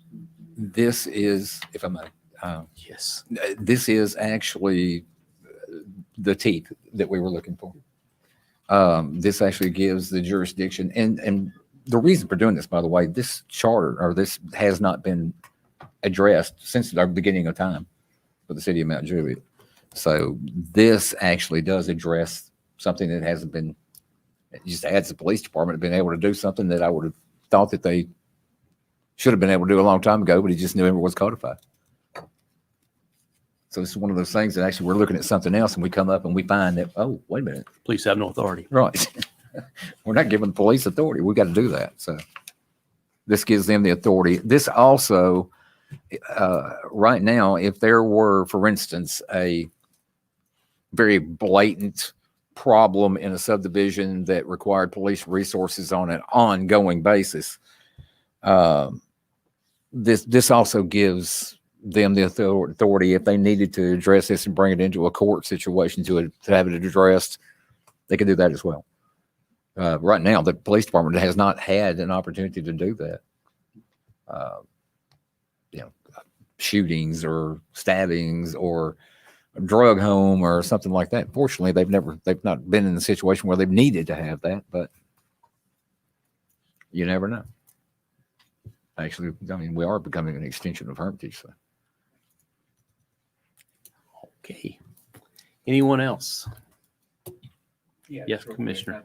Commissioner Hefner. Belabor this, but yeah, this is exactly the teeth we're needing. This has been overdue. So I'm glad to see that we're fixing that and resolving that. So this was something that was important to me, something that isn't in place today. So I think it's going to help alleviate some of that concern about floodgates and Hermitage. All right, we ready to vote? All in favor signify by saying aye. Aye. Any opposed? Passes unanimously. Next item on the agenda is item number 11.4, an ordinance of the City of Mount Juliet to amend the Mount Juliet City Code, Section 1622, Anti-Noise Regulations 7B. Got a motion? Second. And a second. It is on the floor. Any discussion or debate? I do have a question on this. This is the one dealing with construction on Sundays. I would ask the sponsor or city manager, can you kind of explain what brought this about? Yes, sir. What we figured out was that, and it's mainly for residential areas so that our citizens on Sunday can basically have a day of rest without a lot of machinery, unless it's machinery, equipment, lawn tools, things that you're using yourself as a homeowner. But it's basically for commercial builders, contractors, things of that nature that would come into a subdivision on Sunday. Our current ordinance basically said that it was still okay to work inside, but not necessarily outside, I believe was the loophole. Well, the problem with that is a lot of the work that you may do inside of a home would basically be heard from outside the home, power tools, things of that nature inside. So it's basically just to add that. I believe, I'm not sure if he's here, Deputy Chief Mullins caught that in the ordinance. So we wanted to make sure that was codified. Is that correct, Deputy Chief? So in other words, it just wasn't caught in there because we kept articulating, gosh, for as many years as I was here, even in my police department days, we were under the impression there was no work to be performed by commercial contractors, builders, things of that nature on a residential lot. It doesn't say that a citizen can't do it themselves, but basically, for example, if I was calling somebody, building a house in a subdivision, the current ordinance would allow them to work internal, but not external. So this would eliminate that because a lot of the work that is done internally is quite noisy. So if I get some IKEA furniture, I can assemble it on Sunday? You sure can. Yes, sir. And when will this go into effect? So great catch by the deputy chief, because basically I would receive calls, as maybe some of you would on a Sunday, from somebody working in one of our residential areas, basically complaining about the noise, and police department would go over and caught that it didn't say internally in the house. And again, nothing prohibits a homeowner from doing this in their own home or own property. So, but from what you're saying is it was being enforced in practice, basically how it is written here today. Yes, sir. So it shouldn't be a big surprise, this change. All right. Commissioner Mullally? Just to clarify, a homeowner can work on their own home on Sundays, but they can't hire a commercial company to come in and do some renovation work or anything like that. Is Yes, that ma'am. right? Just for that day. Just on the Sunday? Yes, ma'am. You know, the other days of the week are outlined with the time. For example, in commercial districts, it's 9 p.m. to 6 a.m. Commercial residential would be 10 p.m. to 7 a.m. Commissioner Trevette? Yeah, so I had two questions, which, one, so this would go into effect after this vote, and then how are we going to be able to get this communicated out to the existing contractors, or are they pretty much already in a situation where they know that this has always been sitting there? Yes, and the reason is because that's the way we've been sort of enforcing it. Deputy Chief called it that it didn't say internally. So we'd had officers, codes people for years that were going in and saying, hey, you have to stop work for the day, and people had applied. Well, I just or have complied. Yeah, because I know that there is some new development, and I actually just witnessed it this past weekend. So on Sunday, so this would actually help out, because I've actually reached some folks have reached out to me asking the same concern. I actually had an anonymous letter sent to my property this week of asking for the same situation. So thank you. That was probably city manager. Yeah. It was probably city. Thank you. Commissioner Hefner? Probably. Can I get a clarification on three devices and vehicles other than horns? Mufflers, or mufflers that are made to be very noisy, is that covered in this language? It Yes, is? sir. I believe it is. Okay. Police chief is acknowledging that it is. Okay, thank you. For example, if somebody's just going down a road randomly, just blowing the horn or raising their exhaust for no purpose at all, just to sound off their exhaust, Yeah, or just being excessively loud. you can buy exhaust pipes that actually make Just make a whole lot of extra noise. exactly. I don't know why. What a fine use of money. Yeah, when I was a kid, they called those glass packs. Yeah. Really? Yeah. Maybe a few people remember glass packs. Are we ready to vote? Cherry bombs. Yeah. All right, all in favor of the ordinance as presented, signify by saying aye. Aye. Any opposed? All right, passes. Thank you. Thank you. Next item on the agenda is 11.5, an ordinance of the city of Mount Juliet to amend the Mount Juliet City Code, Chapter 4, alcoholic beverages, to Section 455, 3, permits, Section 462, on-premise consumption of beer permits, issuance requirements. Motion. Second. I just noticed this kind of reads consumption beer permits. I said consumption of beer permits, and I don't want to mislead anyone there.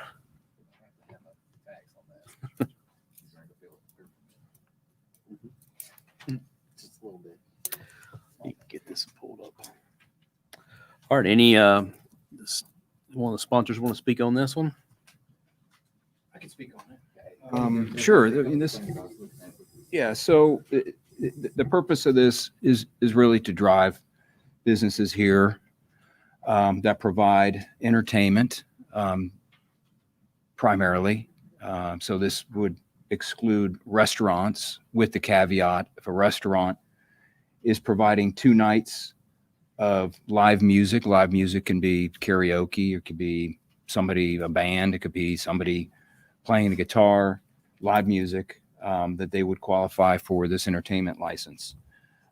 Again, this is meant to attract businesses here, bowling alleys, Topgolf, for example. Not that Topgolf may come here, you never know, they might. Mount Juliet's a wonderful place. And Dave and Buster's.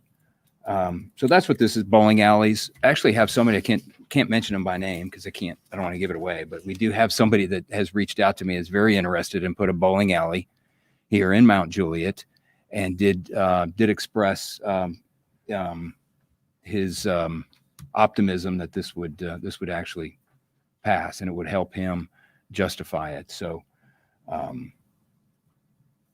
I think with the ordinances we just passed, the nuisance and limiting entertainment to a beer license that is in line with the state liquor license of 1-to-1. I support this, obviously, sponsored. Mr. Trevitt? Yeah, so I would like to thank both you two for working on this. This is something that I do support when it comes to entertainment. I see, like, I don't see the Top Golf or any of those vineyards coming, but at the same time, it's the bowling alleys and some of these other locations would be beneficial. One thing I do want to emphasize is that the ABB is the one that is actually gives the license, and that's where they are elected in that position, and they take control over who gets the license. So for me, this is another tool for them to use for these businesses. So I just want to make sure I put that statement out there. Thank you. Right. Mr. Justice, Vice Mayor? Thank you. There are, and one of those, Dave & Buster's was an example, Top Golf was an example. And then further into this, it goes into art galleries, commercial bowling alleys, billiard parlors, coin-operated amusement arcades, and the list goes on and on. And one of the things that I saw in here that bothered me a little bit, and I asked the city attorney about this as to the legalities and what we could potentially get into. We have listed a bunch of items here that are potentially could come to Mount Juliet, but it's not a complete list. That list is actually, dictated, and I don't see Ms. Hamlin. She said, my understanding is we've got a list that actually shows those venues and that listing of the entertainment businesses, right? So what I'm trying to say here is I've seen this. We got into this with the land use plan one time before also, where we actually listed, and then we wound up being stuck with that ordinance, and anything outside the scope of that ordinance was not allowed. So I'll ask for Mr. Marchetti's guidance on this as to, do we leave this list here, or do we just say this is an example of some uses dictated by the land use? I don't want to get hamstrung and not be able to move.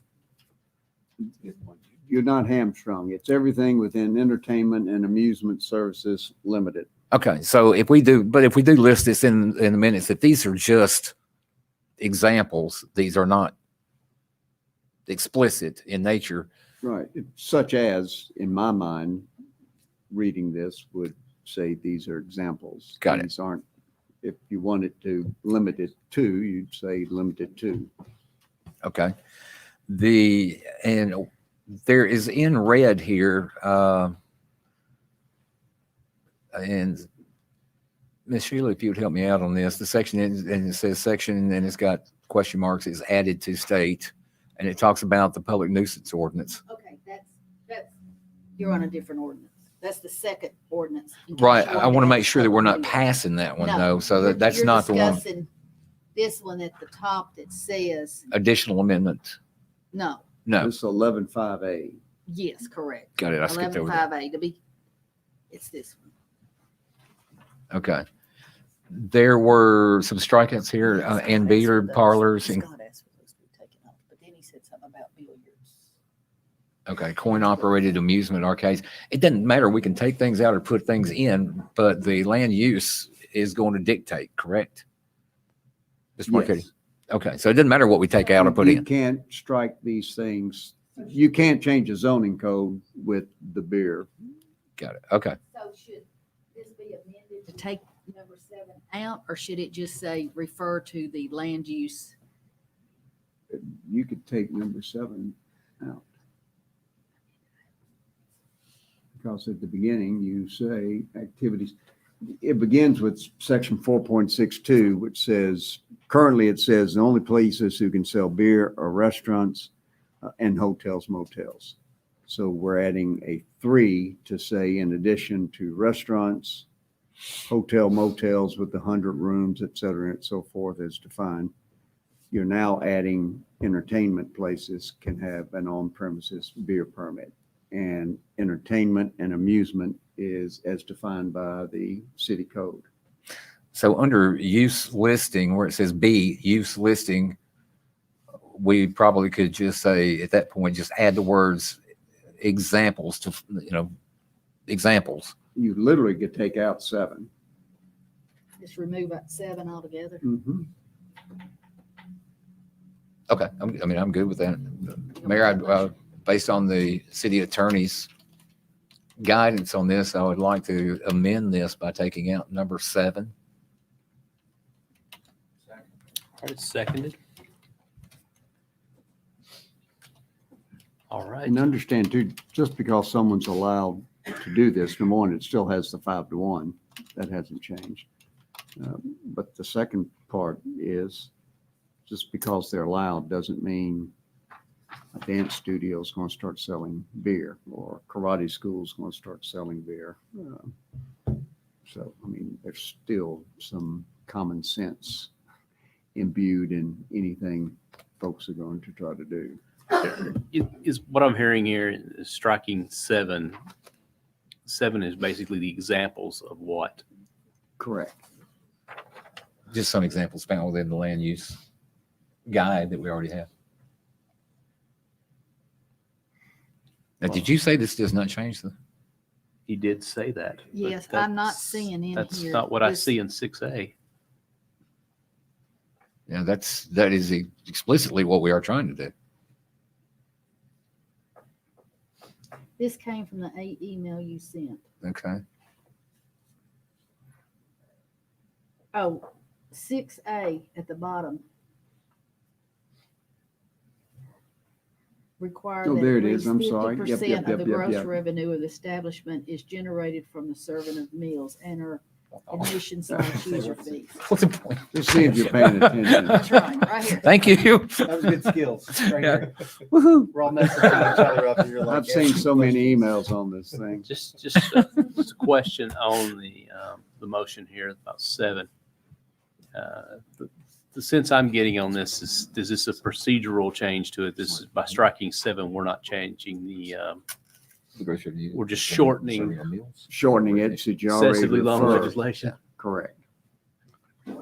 I gotta say, I wasn't too excited about voting to add beer to karate schools and dance studios. That was, Or I was a little more worried about the exhibition halls. I didn't know how. I didn't know what that meant either. It would still have to have food served. So I haven't seen many dance studios serving. Or food. karate schools. I didn't know what kind of Or dance karate was going on at the schools. studio that's- either. I didn't think that Donnie Danner would. It's not those kind of dancing. They're not allowed in this zone. Our local karate guy, Mr. Danner, probably would not be serving alcohol to the 5-year-olds that are going to his studio. Okay. So we're on, Yeah.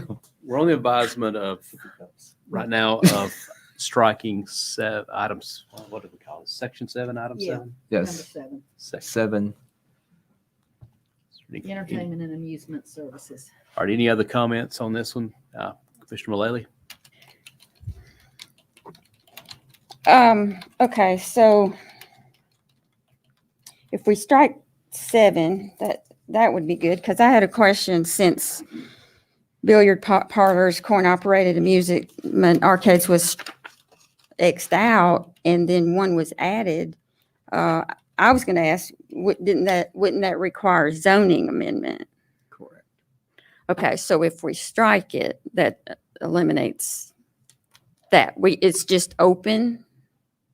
It's anything that's listed in entertainment and amusement services -limited. Okay, but the Those billiard things I just read. So that would include billiard parlors, coin-operated amusement, right? Because it's crossed out in this. Correct. That's going to disappear. Nothing crossed down here has the zoning ordinance. All right, well, I'm confused. if we get rid of 7, then it's either open-ended of what we allow to come in, or or it is, the entertainment and amusement services limited does apply. Correct. The entertainment and amusement services limited is what is being expanded to allow beer to be served, or at least a beer permit to be issued, in addition to hotels, motels, and restaurants. Right now, the only people who can serve beer are hotels, motels with those limits, 100. Yeah, I get that, but And restaurants. That's the only people who can get a beer permit now. This is expanding who can get a beer permit to these entertainment places. right, okay, I guess I'm confused on, you're talking about just taking 7 out. Correct, because it's Of the beer already, ordinance. everything in 7's already stated is part 1. And part 2 is you can't change zoning by a beer permit or beer permit ordinance. You would have to give notice to everybody, hey, we're changing the amusement. Right, so billiard Definition. parlors and coin-operated amusement stays in. Correct. Okay, and then escape games that was added would require a zoning amendment later to add that in. Correct. Correct? Okay, all right, I got that. You had mentioned the 5-to-1 applies, but that's not the case here, right? You're Because that was absolutely clarified? right. Okay, because that's a Whoever pointed that 50-50. out. 50%. Yes, 50-50. So, well, I'm going to support this, and I commended Vice Mayor Justice and Commissioner Hefner last time for it. I'll commend them again. I think this is good, and I'll agree. I think we need to give more incentive for entertainment venues to come here in the city. Just want to point out, there is a small loophole that would be if a restaurant that has an on-premises consumption beer permit with an entertainment stage where they hold live music 3 to 4 hours, 2 nights a week, could potentially apply for an entertainment license and only be subject to a 50-50 food alcohol ratio instead of a 5-to-1 food beer ratio. This would only happen if the ABB, the Alcohol Beverage Board, were to grant them a permit, taking into consideration that a majority of the revenue would have to come from entertainment and not food. I don't know of a way to close the loophole, and city attorney just thinks it's a non-issue. So I hope he's right, but I did want to get that on record. And also, under this, the Mount Juliet's Regal Cinemas could apply for a beer permit under this as well. And as I understand it, they have always had the option of applying for a liquor license. Evidently, they just have chosen not to. So I do want that to be on record.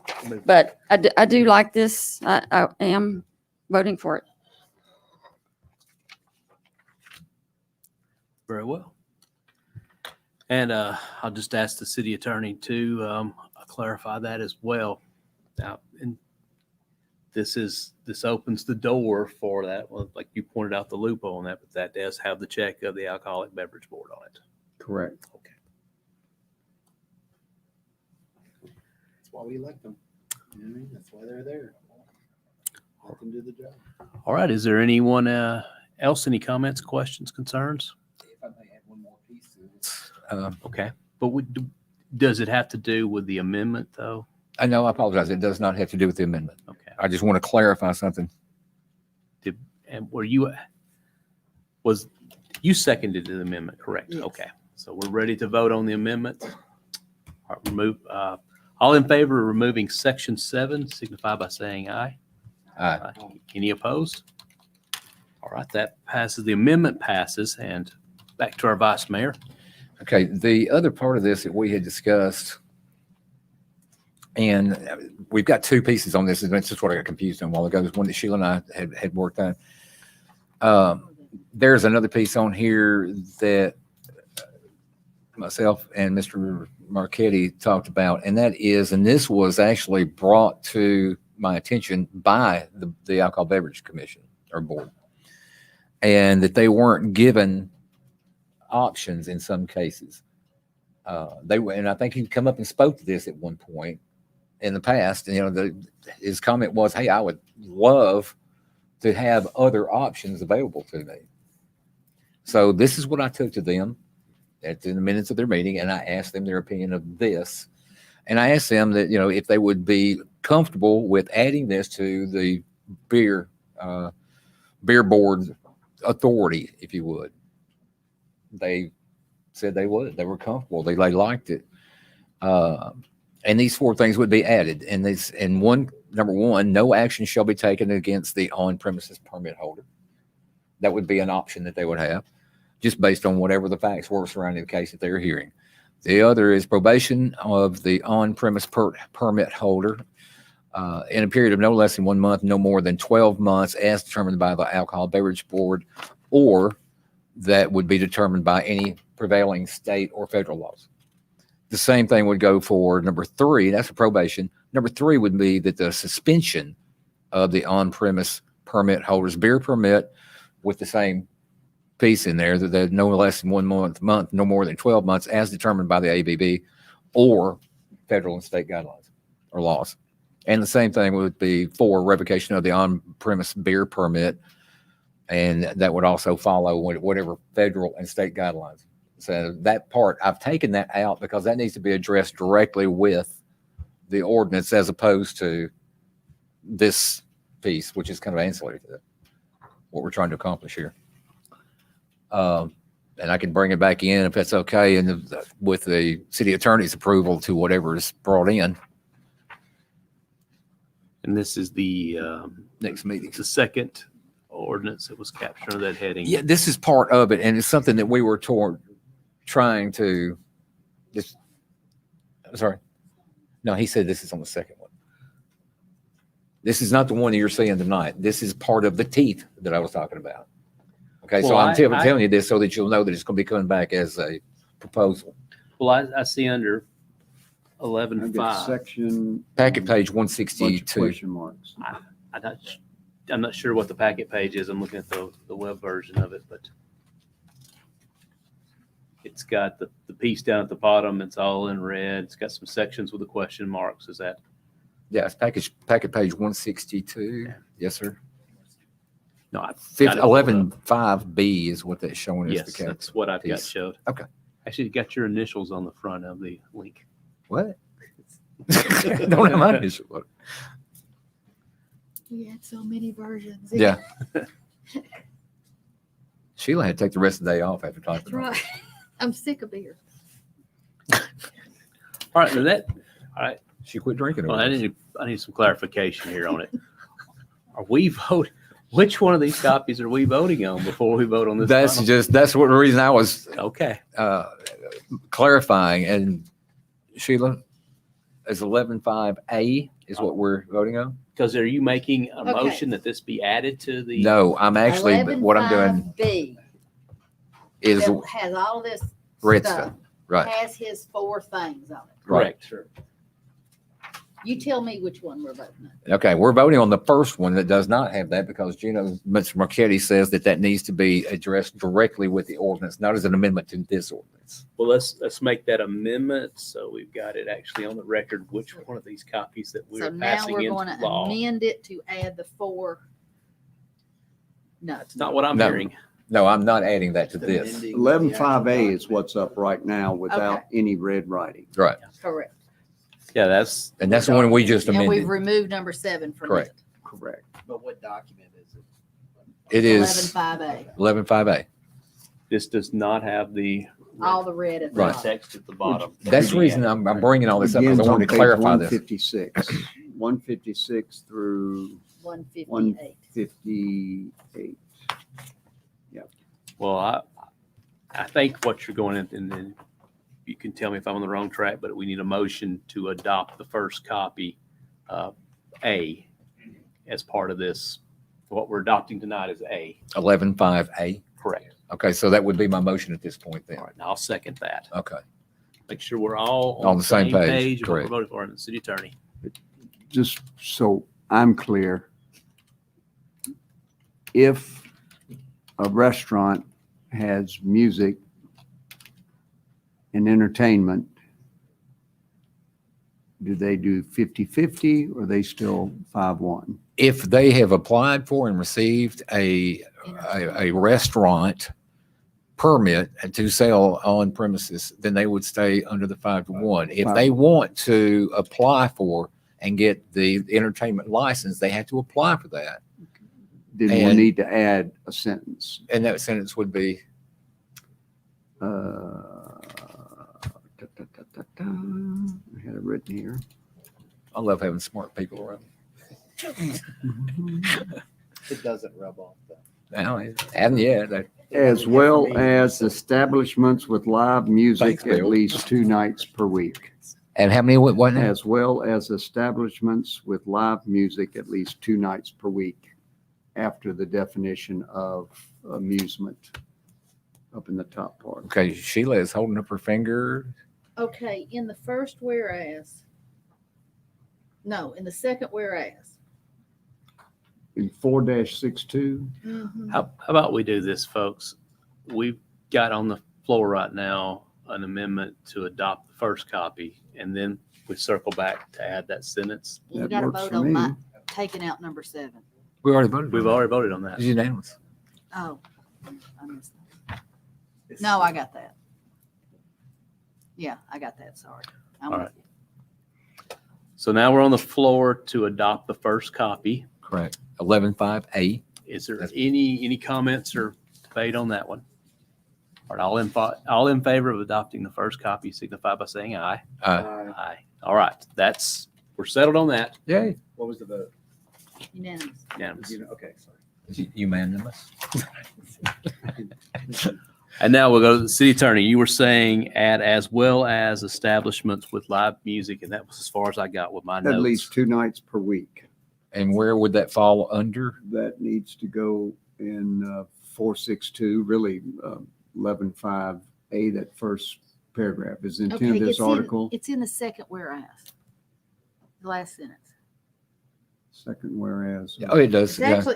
actually, As well as venues that provide live music at least 2 nights per week and do not fall into any more specific land actually use it's in definition. this. Oh, you're right. It's a third whereas. Is that what you want?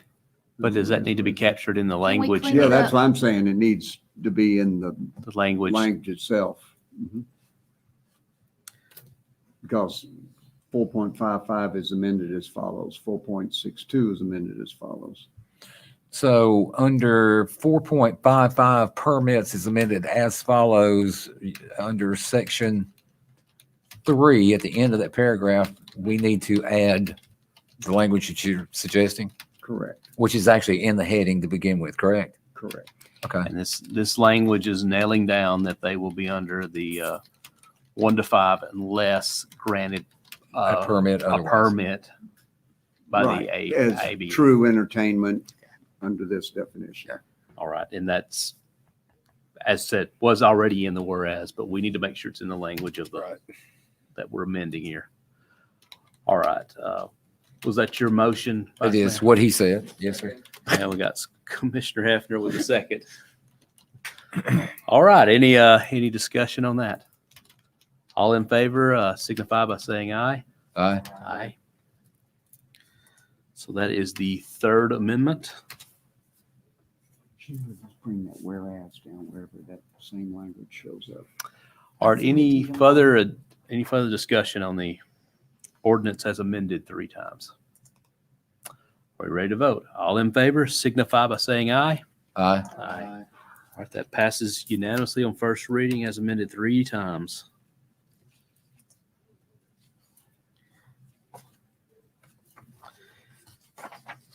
And because this is a change to the code, it'll have to skip a meeting, so it won't come back to July 14th. All right, well, I'll be anxiously awaiting that return. Next item on the agenda is 11.6, an ordinance of the city of Mount Juliet to amend the Mount Juliet City Codes, Chapter 4, Alcoholic Beverages, Section 458, same fee annual tax, change in management. Motion, was that second? All Yes. right, it's on the floor. I have a question for the attorney, if I may. In regard to this, Mr. Marquetti, under this one, we have been told in the past that because civil penalties are actually stated and granted by TCA to cities, and that amount was set at $50 was the maximum fine. Now, the cost could be something completely different, but to say that a fine or a tax, a privilege, the annual privilege, $100 is due each regardless. It's picked up if the annual privilege tax and renewal fee of $100 is not received, then a fine or civil penalty of $100.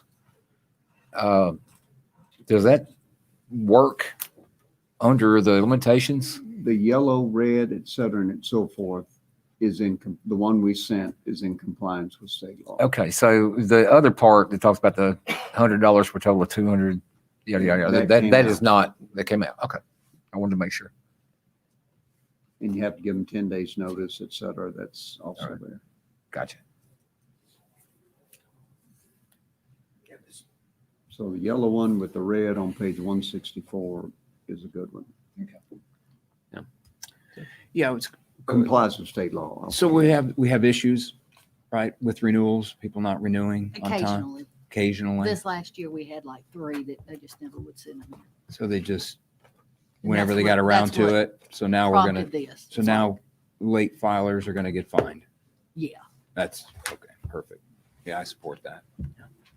Seems like a little cleanup of what the original intention was. We spent way more than $100 trying to collect $100. I'm sure. Any other comments, discussion? All in favor signify by saying aye. Aye. Any opposed? I show that passing unanimously. Next item is under resolutions, 11.7, a resolution authorizing the execution of a contract between the City of Mount Juliet and Boger Construction LLC for construction of a fire station north. Motion. Second. And third. Now, that being said, when you recognize me, I've got some Yes, questions. sir. Not been able to find it, and I'm sure I'm just overlooking this. Sorry. What I'm looking for is an end date on this contract. Said 9 months, but might be negotiating with the contractor given the circumstances of getting materials and products, but at potentially lowering the cost as well. So Okay. our goal is next spring. Where is it? Talk about that's what I'm trying to find. I'm trying to find where it says that it will be constructed and finished on such and such a date. And if it is not finished on such and such a date, then certain penalties will apply. That's what I want to say. What do you call it? Liquidated damages. Yes, what he said sounds really good, Yeah, it's in the RFP. I'm sorry, I don't have. but it's not in the contract. I have to look. I don't remember. I'm sorry. But that is something that we were going to negotiate just because of the. Do we know what the amount was? Is it $500 a day? Sorry to ask. $500 a day. And do you know where that's written? Well, I know, but I'm not seeing it anywhere. Wait a minute. She's, And again, it may be that I don't know where to look, Joey, or Deputy Chief. Can you come to the microphone? You got to capture your words of wisdom. Yes, originally it was a 240-day bid or build time, and then everything for the liquidated damages was $500 a day outside of that for their contracted price. and is there any concern with is there anything in there for days for storm weather type deal in their contract? I believe HFR Design had said that there was a give or take 30 days on either side of that, but usually they work through that because they tell them up front, they give them weather days. Okay. But 240 days was in their contracted price. Okay, I think I've actually found this by accident. Under 14.1.2, it talks about the contractor may terminate the contract if through no factor fault of the contractor or subcontractor or their agents or employees, See where I'm at? Yeah. Under, I think it talks about the terms. Work is stopped for a period of 60 consecutive days through no fault of the contractor. Okay, this is the part we're looking for. New termination for the owner for cause. We have emails through HFR Design, and that's where all this information, we can get it to you though. Here, you need to see.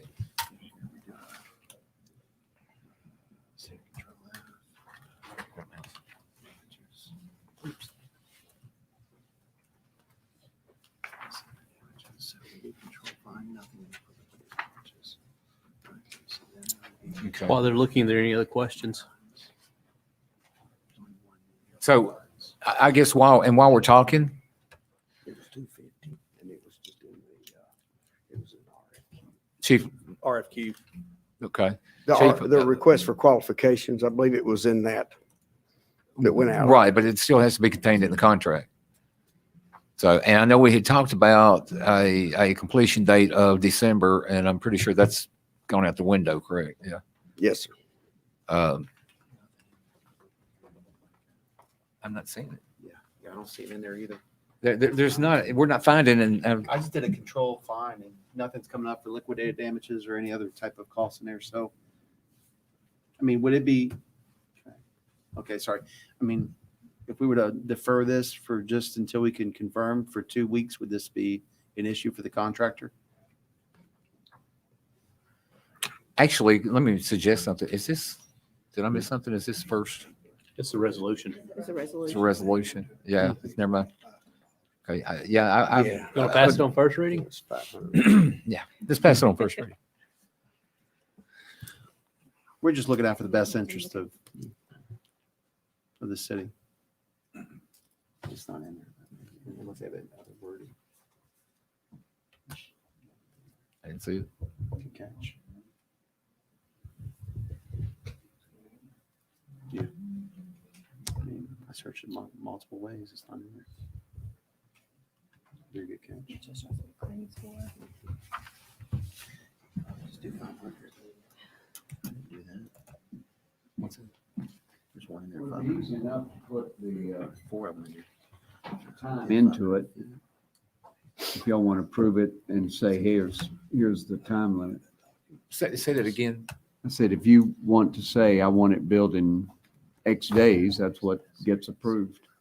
And if the RFP said 240, I think it was 250. 250, then that'll be it. It's got sections in for weather delays, et cetera, and the general conditions, which aren't as important as a contract because several times in the contract it refers to general conditions. Those we did chop up pretty good. There's three in there. Just make sure I think someone made the comment too that there was some negotiation going on around the subject. And I'm sorry, go ahead. Just asking, I thought somebody said Well, that. my question would be, wouldn't we wait until and negotiate this before we approve it here? Well, it would be negotiations on things because of the supply chain issues and all of the ill effects that the global pandemic has had. It would give us an opportunity to negotiate on variables that are unforeseen at this time. There's just, delays and supplies and labor. Like you can't get sheetrock or 2x4s under $25. Structure steel being, if we ordered it today, it wouldn't show up on site for 7 months. I mean, things that we would have to, this is going to be an evergreen project. It's going to take on a life of its own. We're going to have to massage and manipulate the requirements going forward. I mean, is what I'm hearing here that if that requirement was relaxed in some way, that maybe it will be financial benefit back to the city to do so? Is that That's affirmative. That's what I'm, okay. Yes, sir. Mayor, what do you think? I sympathize with anybody trying to build anything right now. I mean, just trying to get a birdhouse built. I'm gonna agree with you there, but this is near and dear to my heart. Yes, this is the missing missing piece to completing our coverage. And I just don't want to walk in there without having that It's in the general conditions. nailed down in our Weather, et contract. cetera. I'm just looking for an end date.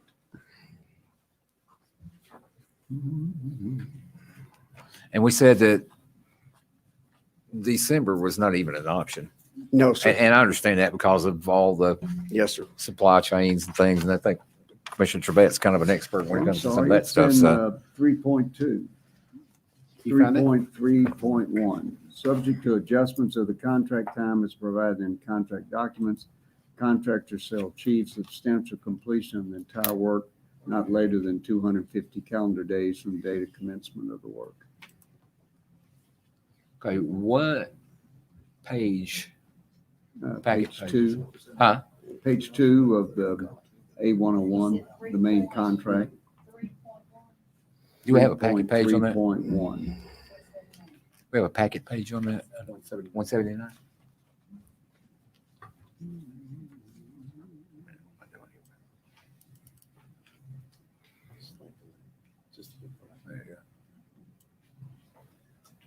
You're saying it's in there, Gene? Yes, substantial completion, subject to adjustments of contract time pursuant to the documents, weather, labor disputes, shortages of supplies, et cetera, things that are beyond the control of the contractor. Sure. Shall be completed not later than 250 days from the date of commencement of the work. Is there a penalty amount is what I'm looking for? Yes, you go, there's a claim provision.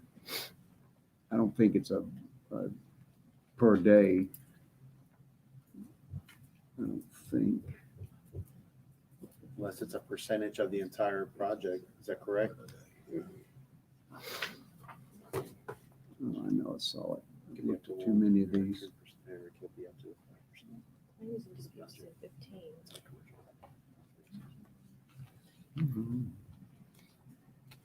It's in the general conditions under claims, I think.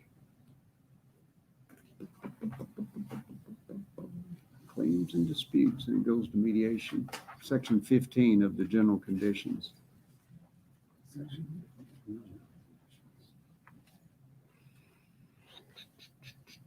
Okay, I'm gonna need a You have a number? number. 15.1.1. 15 What page is that on?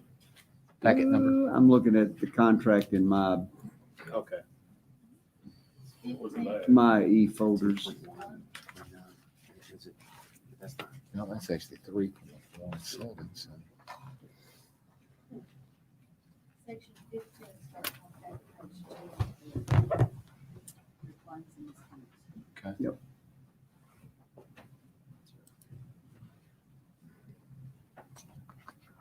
Claims and disputes, claims, definition, notice of claims, claims for additional costs.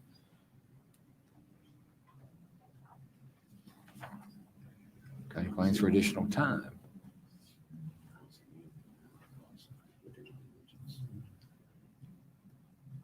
So my only concern is that if we don't have some form of liquidated damages, Liquidated. it's not going to be, I mean, just because we're giving them the extra, is it 245 days or whatever that number is? 250. 250. That we're going to run into a situation where it's not going to be in the best interest of, the fire department, nor the city. Mhm. So there's nothing there to hold the contractors accountable if they're going to lose a percentage of the job, whether it's 1 to 3% or up to 5% or $500 a day. And I would like to add the reason that I keyed on that is because we've got caught in that before. And I mean, and it has cost us substantially as a city that we've had to turn around then and actually put out more money because we were kind of caught in a really bad situation as a result. So Yes. once you've been bit, you start looking for that particular dog. So Say if you don't find it in the next few minutes, I say we either 2 defer weeks it is or going add to be it. a lot better than putting a situation where you guys Oh, absolutely. Yeah. I It mean, needs because to if be. they're already Oh, there it struggling. is. I'm sorry, 4.5 4.5? in the main 4.5. contract. The main contract, and what page would that be?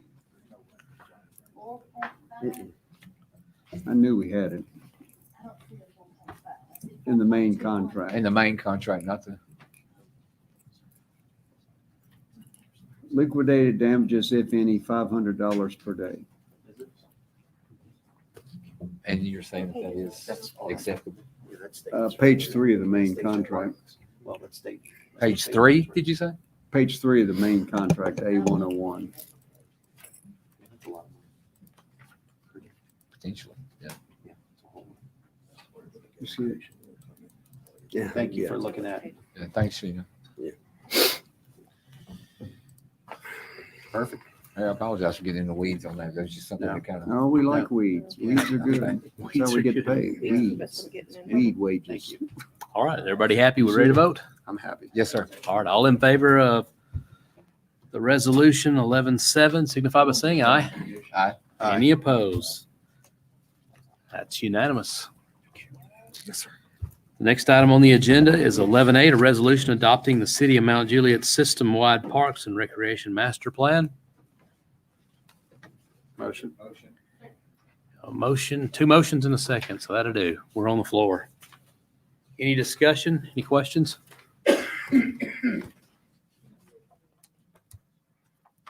All right, ready to vote? Yep. All right. Everybody signify by saying aye. Aye. Any opposed?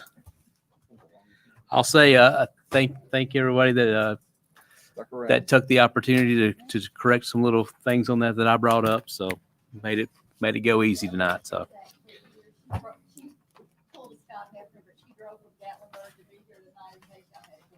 I seen her over there, but I didn't. my next thing, I got a question for the city attorney, and we tried this a few meetings back without fail. There was an item on the agenda that did not receive a second, and I think Commissioner Mullally and myself tried to bring it back under the guise of motion to reconsider, and you said that was incorrect procedurally. And I was probably wrong.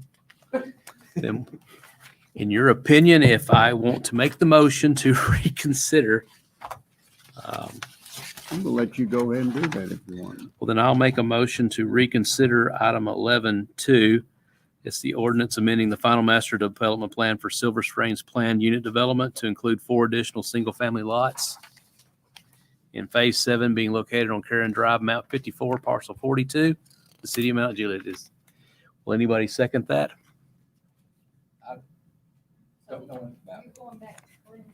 Yeah, I am going back to Silver Springs. I made the motion to reconsider it. All right. So it's back on the floor at this point. I'll say this, Which is 11-2. 11-2, yes, sir. I didn't quite understand what was holding it up. I personally didn't have any problems with it. Just don't know anything about it. It's in my district. And what I would like is a little additional time, take some sickness and some other stuff going on in my family. I have not been able to, and I apologize. It's just, No problem. I'd like, so if we need to, Then Yeah. you'll make a motion to I defer? would. First of all, we got it on the floor now? Yes. Okay.